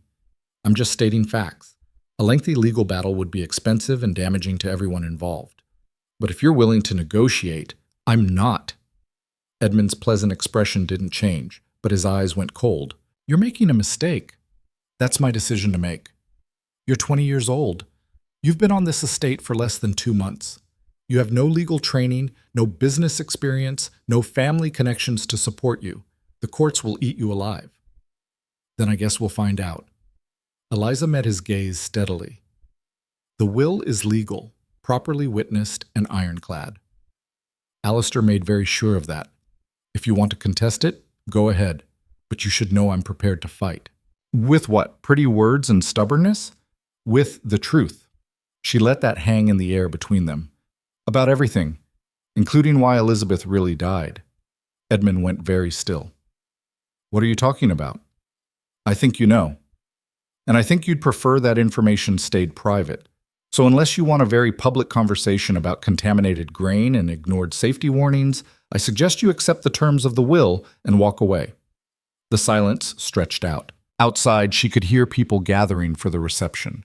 The murmur of voices, the clink of glasses, the performative grief of people who hadn't cared about Alistair at all. "He told you," Edmund said finally. "He told me everything, and he gave me proof. That's blackmail. That's protection. You come after me, I'll defend myself. Simple as that." Edmund stared at her for a long moment. Then, surprisingly, he smiled. "You really are stronger than you look. Was that ever in doubt?" "Yes, actually. I thought you were just a desperate girl who got lucky." "I was wrong." He adjusted his cufflinks. "Very well. I'll accept the will's terms. For now. But Eliza, Your Grace, this estate is harder to run than you think. When you fail, and you will fail, don't expect me to be sympathetic." "I'm not expecting sympathy, just distance. Stay away from my estate and my tenants, and we'll have no problems." "Your estate." He shook his head. "You've been a duchess for less than a week, and you already sound like you own the place." "I do own it. That's how inheritance works." He left without another word. Rowan found her an hour later, standing by the windows in the drawing room while the reception droned on behind her. People were drinking Alistair's wine and eating the food his kitchen had prepared and gossiping about whether the new duchess would last the year. "That was well played," Rowan said. "With my father." "I wasn't playing." "No, I'm starting to realize that." He stood beside her, looking out at the same gardens she was pretending to study. "He told you about the grain?" "Yes." "Are you really willing to use it, to destroy my father's reputation to protect yourself?" "If I have to." Rowan was quiet for a moment.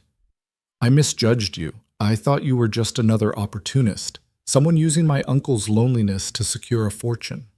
"I was. I am. I've never pretended otherwise." "But you're also more than that. You actually care about this place, about the tenants, the land, the legacy." He turned to look at her. "That's unexpected." "Why?" "Because most people don't. Most people would take the money and run, or delegate everything to managers and live off the income. You're actually trying to do the job. It's what Alistair wanted. It's what you want. Don't pretend this is all about honoring a dead man's wishes. You want this. The power, the purpose, the fight." He smiled slightly. "I can respect that, even if I don't like it." "Am I supposed to thank you for your respect?" "No, but you might consider that not everyone in this family is your enemy. Some of us are just waiting to see what you'll do next." He walked away before she could respond, leaving her alone with that strange conversation echoing in her head. The reception finally ended. The guests departed. The house settled into an exhausted quiet. Eliza stood in the great hall, watching the last carriage disappear down the drive. Mrs. Graves appeared beside her, silent and steady. "The staff is asking what happens now, Your Grace." Now we get back to work. The estate doesn't stop functioning just because the Duke is dead. And the family, the legal challenges? Let them come. We'll deal with them as they arise. Eliza turned away from the windows. Schedule a meeting with all the senior staff and estate managers for tomorrow morning. We need to discuss the summer planting and the tenant agreements that are up for renewal. You're moving quickly. I have to. The moment they think I'm weak or uncertain, they'll circle. She met Mrs. Graves's eyes. I'm not weak, and I'm not uncertain. This is my estate now, and I'm going to run it properly. For the first time since Eliza had met her, Mrs. Graves smiled. It was small and quickly suppressed, but it was real. Yes, Your Grace. I'll make the arrangements. That night, alone in her chambers, Eliza finally let herself feel it. The grief for a man she'd barely had time to know. The fear of everything that was coming. The weight of responsibility that was crushing and exhilarating in equal measure. She pulled out the leather folder from her locked desk drawer and looked at the documents inside. Evidence of Edmund's negligence. Her insurance policy. Her weapon. She hoped she'd never have to use it. But if she did, she wouldn't hesitate. Alistair had taught her that much, at least. When you're fighting for survival, you use every weapon you have. The next morning, she walked into the estate office and faced a room full of skeptical managers who'd seen duchesses come and go and weren't impressed by noble titles or legal documents. Gentlemen, she said, let's talk about the future of this estate, because whether you like it or not, I'm that future, and I'm not going anywhere. Hutchins, old, experienced, stubborn Hutchins, looked at her for a long moment. Then he nodded. Very well, Your Grace. Where do we start? And just like that, the war shifted. Not one, not even close to one. But for the first time since she'd arrived at this estate, Eliza wasn't just surviving, she was fighting back. The first real test came 3 weeks later, and it came from an angle Eliza hadn't expected. She was reviewing crop projections with Hutchins when Mrs. Graves appeared in the doorway, looking uncharacteristically flustered. Your Grace, there's a delegation here from the tenant farms. They're asking to speak with you. All of them. How many is all of them? 47 families. Their representatives are in the main hall. Eliza exchanged a glance with Hutchins, who looked as surprised as she felt. Did they say what this is about? The Henderson farm, Your Grace. There's been an incident. Her stomach dropped. Thomas Henderson, the boy whose leg she'd helped set. Is he all right? He's fine. It's not about him directly. Mrs. Graves hesitated. Perhaps you should just speak with them. The main hall was packed with tenant farmers, men and women who worked the land, their faces weathered and their hands calloused from labor. They fell silent when Eliza entered, and she felt the weight of their collective stare like a physical thing. John Henderson stood at the front, hat in his hands, the father of the boy she'd helped. Your Grace, thank you for seeing us.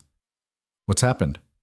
There's been a notice posted, Your Grace, at the Henderson farm and 3 others, saying their leases won't be renewed at the end of the quarter, that the land is being consolidated for more efficient farming. Eliza went very still. I didn't authorize any such notice. That's what we hoped you'd say, Your Grace. But the notice has the estate seal on it, official looking, and it's signed by someone claiming authority to make such decisions. Show me. Henderson handed over a folded document. Eliza opened it and her blood turned to ice. The notice was real, properly formatted, bearing the Blackwood seal, and signed with a name she recognized immediately, Rowan Blackwood, acting estate manager. This is a forgery, she said flatly. Is it, Your Grace? An older farmer, William Carter, one of the longest-serving tenants, spoke up. Because we've been hearing things, that the estate's in financial trouble, that consolidation is necessary to keep things running, that maybe the new Duchess doesn't have the experience to prevent it. Where did you hear this? Around. The village, some of the markets. Carter shifted his weight. We don't want to cause trouble, Your Grace, but we need to know if our families are going to be displaced. Some of us have been farming this land for generations. Eliza looked at the assembled tenants. Fear in their eyes. Uncertainty. The kind of desperation that came from having your entire life threatened and no power to stop it. Rowan had played this perfectly. He couldn't challenge her legally, not with Edmund backing down, But he could undermine her from the inside, turn the tenants against her, make them think she was either incompetent or cruel. Either way, she'd lose their trust, and without that, the estate would collapse from the inside. "This notice is not legitimate," she said clearly. "I am the sole authority for lease renewals on this estate, and I have authorized no such consolidation. Someone is trying to create chaos and fear, and I'm going to find out who. But the seal can be forged or stolen. I'll investigate how this was done, but I promise you, no tenant family will be displaced without cause. Your leases are secure." "With respect, Your Grace," Carter said carefully, "you're new to this. How do we know you can deliver on that promise?" It was a fair question, and a dangerous one. Eliza looked at the faces staring back at her. People who worked the land she technically owned, who depended on her decisions for their survival, who had no reason to trust a 20-year-old outsider who'd been dropped into power through marriage rather than earning it. "You don't know," she said finally. "You don't know me, and you don't know if I'm capable of protecting you. But I was there when Thomas Henderson broke his leg. I walked through the mud to help your families. I've spent 3 months learning every detail of this estate because I care about making it work. And I'm asking you to give me the chance to prove that matters more than my age or my inexperience." The silence that followed felt eternal. Then Henderson spoke. "You kept my boy from losing that leg, Your Grace. Maybe from dying if infection had set in. That counts for something." "It counts for a lot," another farmer added. A woman Eliza recognized, Mary Porter, whose daughter had been sick last month when Eliza had sent the estate doctor immediately, instead of waiting for scheduled visits. Carter looked around at the other tenants, then back at Eliza. "We'll trust you, Your Grace. For now. But we'll be watching. And if things start going wrong, then you come to me directly. Not to notices posted on walls, not to rumors from the village. You come to me, and we figure it out together." She held up the forged document. "And I'm going to make very sure that whoever did this understands they made a serious mistake." The tenants left looking cautiously hopeful rather than terrified, which Eliza counted as a win. But as soon as they were gone, she turned to Mrs. Graves with fury she'd been holding back. "Where is Rowan Blackwood?" "He's not on the estate, Your Grace. He left 2 days ago, said he was going back to London. Then he posted these notices before he left, knowing I'd have to deal with the fallout." She crumpled the paper in her fist. "Get me the head of security, now. I want to know how someone accessed the estate seal without authorization." The answer came within the hour. One of the junior clerks had been bribed, £50 to look the other way while Rowan made wax impressions of the seal. The clerk was mortified, swearing he hadn't known what it was for. Eliza wanted to fire him on the spot, but Hutchins, surprisingly, intervened. "He's young and stupid, Your Grace, but he's also honest about what he did. And if you fire him, the message to the rest of the staff is that mistakes aren't forgivable. That might not be the precedent you want to set." She hated that he was right. "Fine, he stays, but he's on probation, and his pay is reduced until he's earned back the trust he lost. And I want new security measures for all official seals and documents. No one accesses them without written authorization from me personally." "Yes, Your Grace." But the damage was done. The tenants had been frightened, the staff was shaken, and Rowan had proven that he could reach into her estate and cause chaos, even from a distance. She needed to end this, permanently. That night, she sat in the library with the leather folder open in front of her. The documents about Edmund's contaminated grain stared back at her. Her nuclear option, the weapon Alistair had given her for exactly this situation. She could release them, send copies to the newspapers, to Edmund's business associates, to the courts. Destroy his reputation so thoroughly that neither he nor Rowan would ever be able to threaten her again. But Alistair's voice echoed in her head. "Don't use them unless you absolutely have to." Was this that moment? Or was there another way? She was still debating when there was a knock at the door. She shoved the documents back in the folder and called out, "Come in." It was Rowan. She stood up so fast her chair scraped. "What the hell are you doing here?" "I live here. Technically." He closed the door behind him. "Well, I did. Before my uncle kicked me out. But the property laws are complicated when the owner is dead. Get out before I have you forcibly removed." I came to talk, not fight." He held up his hands in a gesture of peace that she didn't buy for a second. 5 minutes. That's all I'm asking." You just tried to turn my tenants against me with forged documents. I tried to prove a point, that you're vulnerable, that running this estate isn't as simple as wanting it badly enough. He moved closer, and she noticed he looked tired, dark circles under his eyes, tension in his shoulders. I've been thinking about what my uncle said, about me never showing interest in this place, never caring about the responsibility. He was right. If you're here for an apology, I'm here to offer you a deal. He sat down in the chair across from hers without being invited. I don't want to fight you anymore. It's exhausting, and you're more stubborn than I gave you credit for. But I also don't trust you to run this estate alone. You're smart and determined, but you've been here less than 4 months. You don't know the political networks, the business relationships, the history that informs every decision. So what are you proposing? Partnership. You handle the day-to-day operations, the tenants, the land management, all the things my uncle trained you for. I handle the external relationships, the investments, the political maneuvering. We split the authority and we split the profits. Eliza stared at him. You're serious? Completely. Look, I know I've been an ass. I know I tried to undermine you, but I'm also the only person in this family who actually understands how the estate's business ventures work. My uncle locked himself away for 15 years. He kept the land running, but he let the investment portfolio stagnate.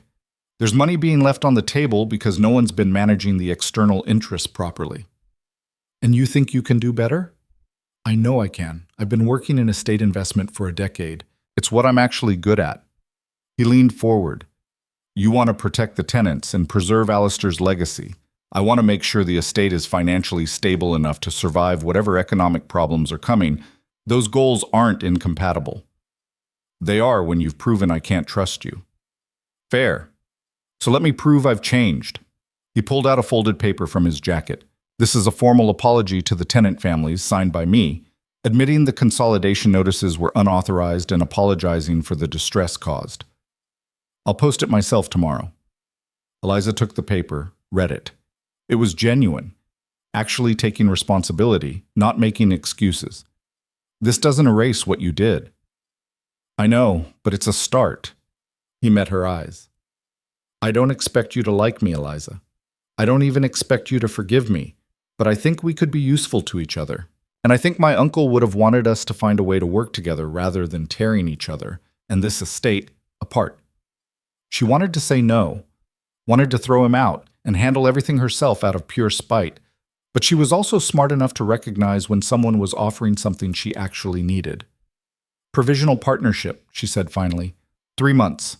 You prove you can be trusted, you get a formal role in estate management. You pull anything like that forged notice again. You're gone permanently, and I'll make sure you can't touch this estate or its interests ever again. Deal. He extended his hand. She looked at it for a long moment, then shook it. His grip was firm, businesslike. Don't make me regret this, Rowan. I'll try not to. He stood. One more thing. My father. He's not going to accept this partnership. He's going to see it as me betraying the family. That's between you and him. I know. Just warning you that he's probably going to escalate. He can't contest the will legally anymore, but he can make your life difficult in other ways. Let him try. I'm getting good at fighting. Rowan smiled, the first genuine smile she'd seen from him. Yeah, I've noticed. Edmund's escalation came 2 weeks later in the form of a public letter published in the regional newspaper. Eliza was having breakfast when Mrs. Graves brought it in, her face grim. The headline made her stomach turn. Concerns raised about Blackwood estate management under inexperienced leadership. The letter was masterfully written, never quite accusing her of anything specific, but raising questions and expressing concerns about whether someone with no formal training could adequately manage such a significant estate. It mentioned the tenant consolidation scare, calling it confusion about lease renewals that caused unnecessary panic among hardworking families. It suggested that perhaps a more experienced advisory board should be established to support the new Duchess in her challenging role. It was poison dressed up as concern. How bad is this? Eliza asked Mrs. Graves. Bad enough. The newspaper has circulation throughout the county. People will read this and start questioning your competence. He's trying to force me to accept oversight, an advisory board he'd control. Most likely, yes. Eliza set down the paper and thought. She could write a response, defend herself, explain the situation with the forged notices, but that would just make her look defensive. She could ignore it, but silence might be taken as admission, or she could do something Edmund wouldn't expect. Mrs. Graves, I need you to organize something for me. A public meeting, here at the estate. Open invitation to all tenant families, local business people, anyone who wants to attend. Your Grace, that's risky, I know. But if Edmund wants to question my competence publicly, I'm going to demonstrate that competence publicly. Let people see for themselves what I've been doing. 3 days later, the main hall was packed with over 200 people. Eliza stood at the front, her notes in front of her, facing a crowd that included tenant farmers, local merchants, a few journalists, and, standing in the back with satisfied smirks, Edmund and several of his allies. She dressed carefully for this. Not ostentatiously, no Duchess jewels or elaborate gowns, just a simple but well-made dress that said professional without saying privileged. Rowan had helped her prepare, drilling her on the financial numbers and the political talking points. Thank you all for coming, she began. I know there have been questions raised about my ability to manage this estate. Fair questions, given my age and background. So I wanted to address those questions directly and show you what's actually been happening here. She started with the basics, the tenant improvement program she and Alastair had designed, now being implemented. 12 farmhouses already repaired with 20 more scheduled. The new water management system that would improve irrigation efficiency. The updated lease terms that gave tenants more security and clearer paths to ownership. Then she moved to finances. The estate's income and expenses presented clearly without jargon. The investments Rowan had started managing, diversified to reduce risk, focused on long-term stability rather than quick profits. Some people have suggested I need an advisory board to oversee my decisions, she said, looking directly at Edmund. I disagree. What I need, what this estate needs, is transparency and accountability. So I'm establishing quarterly public reports. Every 3 months, I'll present the estate's financial status, our management decisions, and our plans going forward, available to anyone who wants to see them. Murmurs through the crowd. That was unprecedented. Estates didn't share financial information publicly. I'm also establishing a tenant council, representatives elected by the farming families to bring concerns directly to me and help inform major decisions about land use and lease terms. Because the people who actually work this land should have a voice in how it's managed. More murmurs, these ones approving. John Henderson stood up. Your Grace, if I may, I've been farming Blackwood land for 23 years. I've seen 3 different management styles. And I can tell you honestly, what you're describing is better than anything we've had before. More fair, more stable. We're grateful. I second that, Mary Porter added. My family's been here even longer. This transparency you're offering, that's real leadership. Others chimed in, testimonials from tenants who'd seen real improvements, from merchants who'd noticed the estate's renewed investment in the local economy, from workers who felt heard for the first time in years. Edmund's smile was fading. When the testimonials died down, a journalist raised his hand. Your Grace, what about the concerns raised by Lord Edmund Blackwood, about your lack of formal training? They're valid concerns, Eliza said evenly. I don't have formal training. What I have is 3 months of intensive education from Duke Alastair before he died, ongoing mentorship from experienced estate managers, and a commitment to learning from my mistakes. I've made mistakes. The confusion over lease renewals was partially my fault because I hadn't established clear communication protocols. But I've learned from that and implemented better systems. And what of the suggestion that you're too young for this responsibility? I'm 20. Queen Victoria was 18 when she took the throne. Age isn't the same as capability. Judge me on my results, not my birthday. That got a few laughs. Another voice from the crowd. One of Edmund's allies, she recognized him. What about the Duke's death? There are questions about whether he was of sound mind when he changed his will to favor you. The room went very quiet. This was the trap. The opening for Edmund to publicly question Alastair's competency, to cast doubt on the entire inheritance. Eliza looked at Edmund, saw the anticipation in his eyes.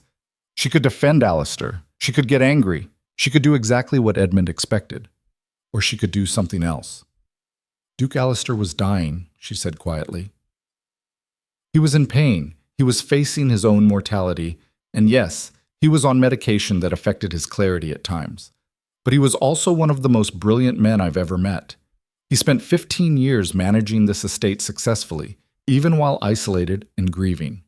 He chose me not because I manipulated him, but because he believed I would protect what he'd built. Whether you think that was a good decision or a terrible one depends on whether you trust his judgment. I trusted it. I still do. She paused, then made a decision. But if there are serious questions about the will's validity, about my right to be here, then let's settle them. Edmund, she looked directly at him. If you want to contest this in court, do it. Formally. Publicly. Let a judge review all the evidence and make a ruling. But stop spreading doubt through newspaper letters and whispered rumors. Either challenge me directly or accept that this is how things are. Edmund's face went carefully blank. He hadn't expected her to call his bluff, because they both knew he couldn't actually take this to court. Not without risking exposure of the contaminated grain scandal. Not without opening himself up to discovery that would reveal things he desperately wanted kept hidden. I have no intention of prolonging family disputes through litigation, Edmund said smoothly. I was merely expressing concern for the estate's welfare. Then express it to me directly instead of to newspapers. My door is open to family. It's always been open. But I won't be undermined publicly by people who refuse to engage with me honestly. The meeting went on for another hour. Questions about specific policies, concerns about individual leases, discussions about future plans. Eliza answered everything as clearly as she could, admitting when she didn't know something but promising to find out. By the time people started leaving, the mood had shifted. She could feel it, the skepticism replaced by cautious respect, the doubt by willingness to give her a chance. Edmund left without speaking to her, but Rowan caught her eye from across the room and nodded approvingly. That night, Hutchins came to her office. That was well done, Your Grace. Thank you. I owe you an apology. When you first arrived, I thought you were exactly what Rowan said, an opportunist taking advantage of a dying man. I was wrong. Eliza looked up from the paperwork she'd been reviewing. You weren't entirely wrong. I did take advantage. I just also happened to care about what I was taking. Hutchins smiled. Fair enough, but you've earned my respect and my loyalty. Whatever you need to make this estate work, you have my full support. I appreciate that, and I'll need it. Edmund's not done. No, but you've taken away his best weapons. He can't question your competency publicly anymore, not after that meeting. He can't contest the will without exposing himself. His options are narrowing. That's when people get desperate.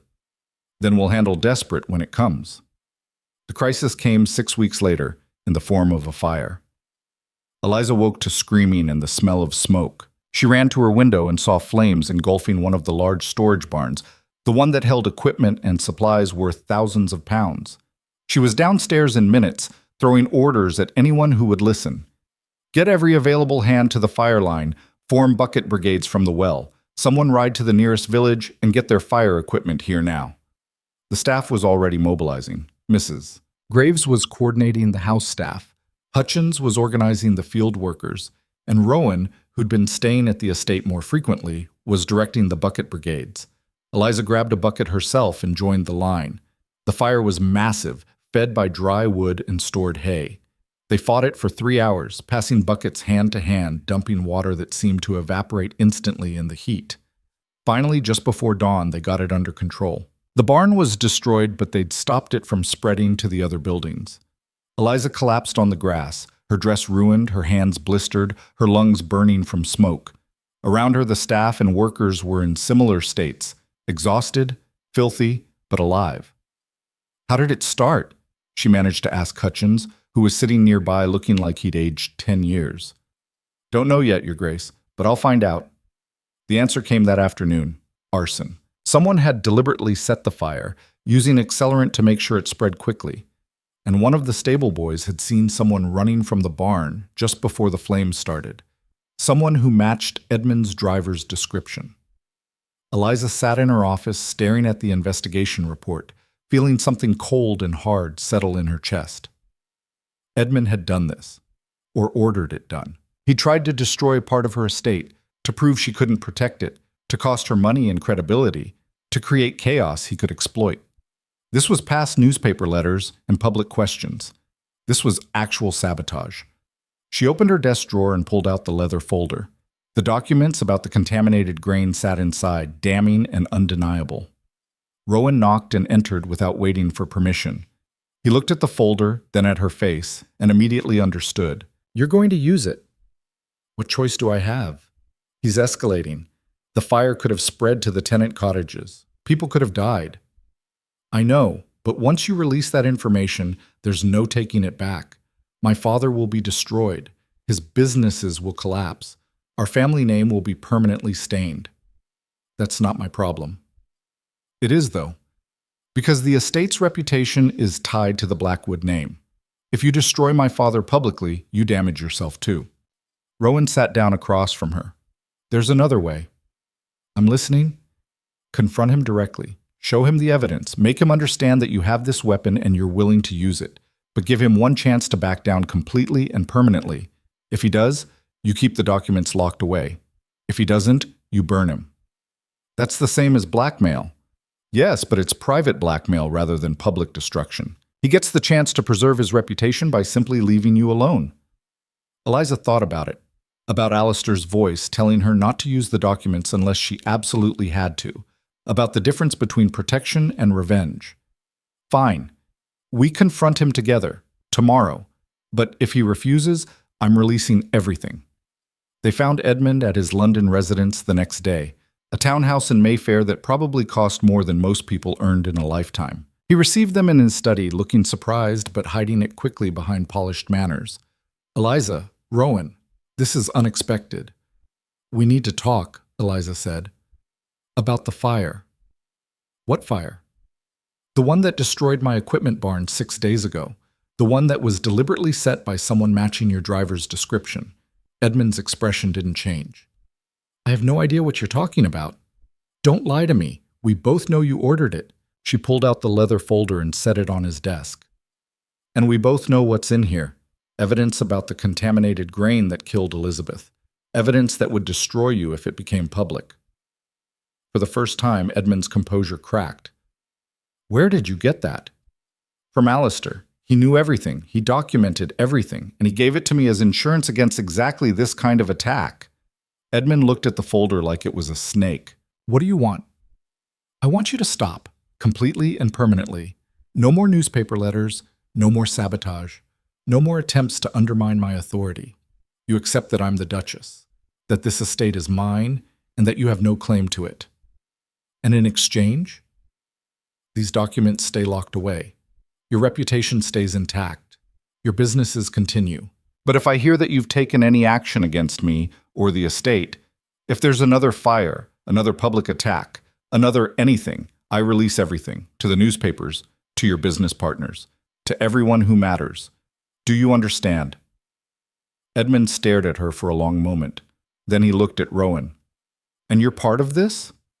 You're helping her threaten your own father? I'm helping prevent a war that would destroy all of us, Rowan said quietly, including you. Take the deal, father. It's better than what you deserve. The silence stretched out. Eliza could hear a clock ticking somewhere, marking seconds that felt like hours. Finally, Edmund nodded. Very well. I'll leave you alone. But know this, Eliza, you've won this battle, but you're still young and inexperienced. Eventually, you'll make a mistake big enough that not even these documents can save you. And when that happens, I'll be waiting. Then you're going to be waiting a very long time. They left without another word. On the carriage ride back to the estate, Rowan was quiet. Finally, he spoke. Thank you. For what? For not destroying him. You could have. You probably should have after what he did, but you gave him a way out. I didn't do it for him. I did it because Alistair asked me not to use those documents unless I had to, and I don't have to. Not anymore. Still, it was merciful. Eliza looked out the window at the countryside rolling past. I'm not interested in mercy. I'm interested in ending this fight so I can actually focus on running the estate. Your father backing down accomplishes that. Destroying him publicly would just create a whole new set of problems. Practical to the end. Someone has to be. The seasons changed. Summer turned to fall, and the estate settled into a rhythm that felt sustainable for the first time since Eliza had arrived. The tenant council proved successful, giving farmers a real voice in decisions and reducing conflicts before they escalated.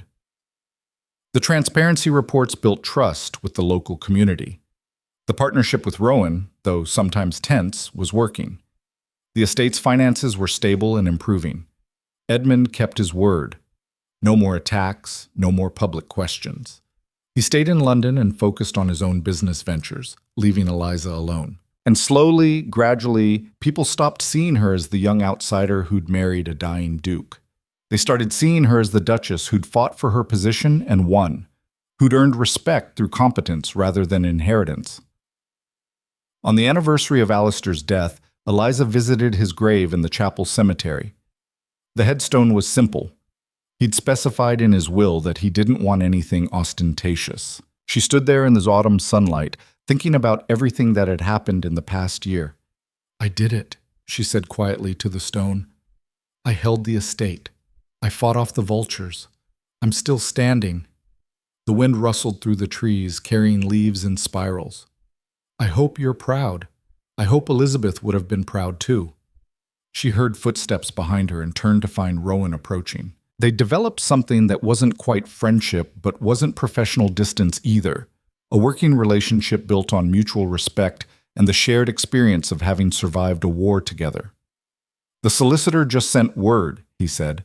"The final challenge to the will has been dismissed. Your claim is legally uncontestable now.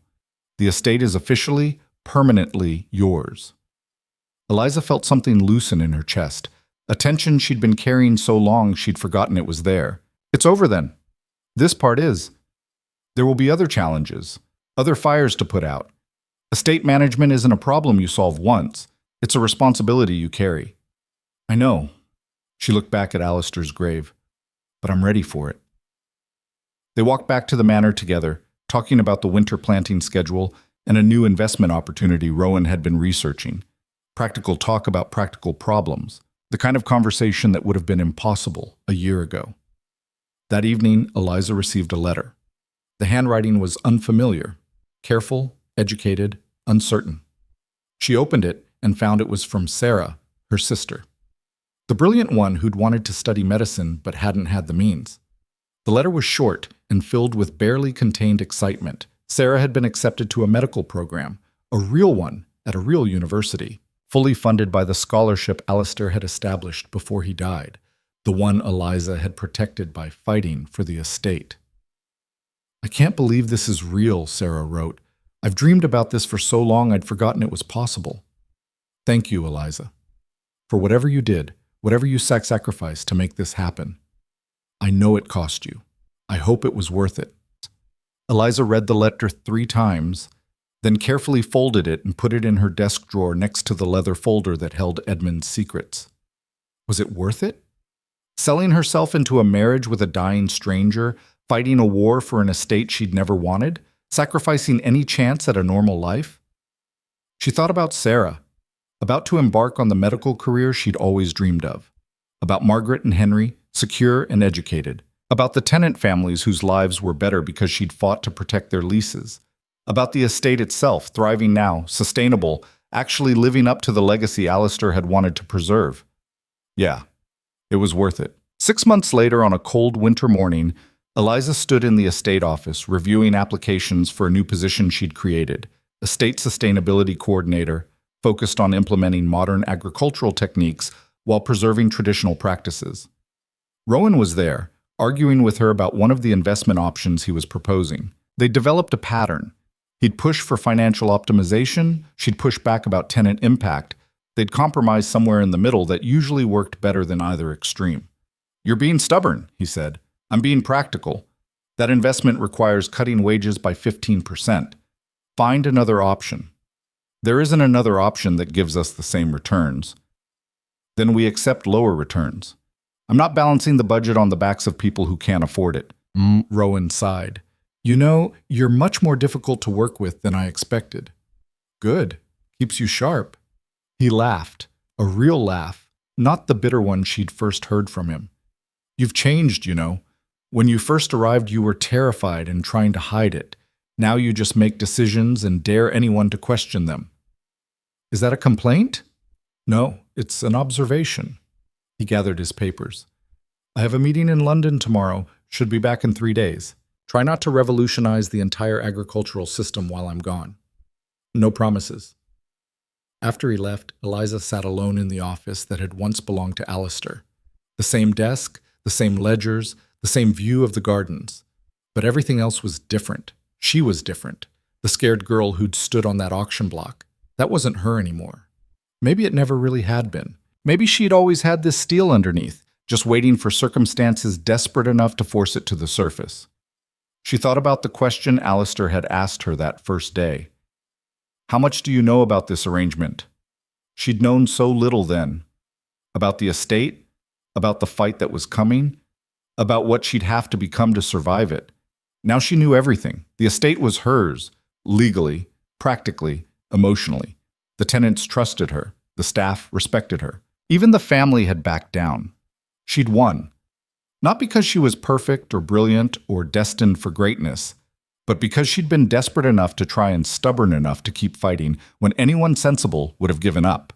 Because she'd taken a transaction, a cold, calculated marriage for money, and turned it into something that actually mattered. Because when faced with the choice between breaking and bending, she'd chosen a third option, becoming something strong enough that nothing could break her. The door opened and Mrs. Graves appeared. Your Grace, the tenant council representatives are here for the quarterly meeting. I'll be right there. Eliza stood and straightened her dress, properly tailored now, befitting a duchess who'd earned the title rather than just inherited it. She grabbed the report she'd prepared and headed for the door.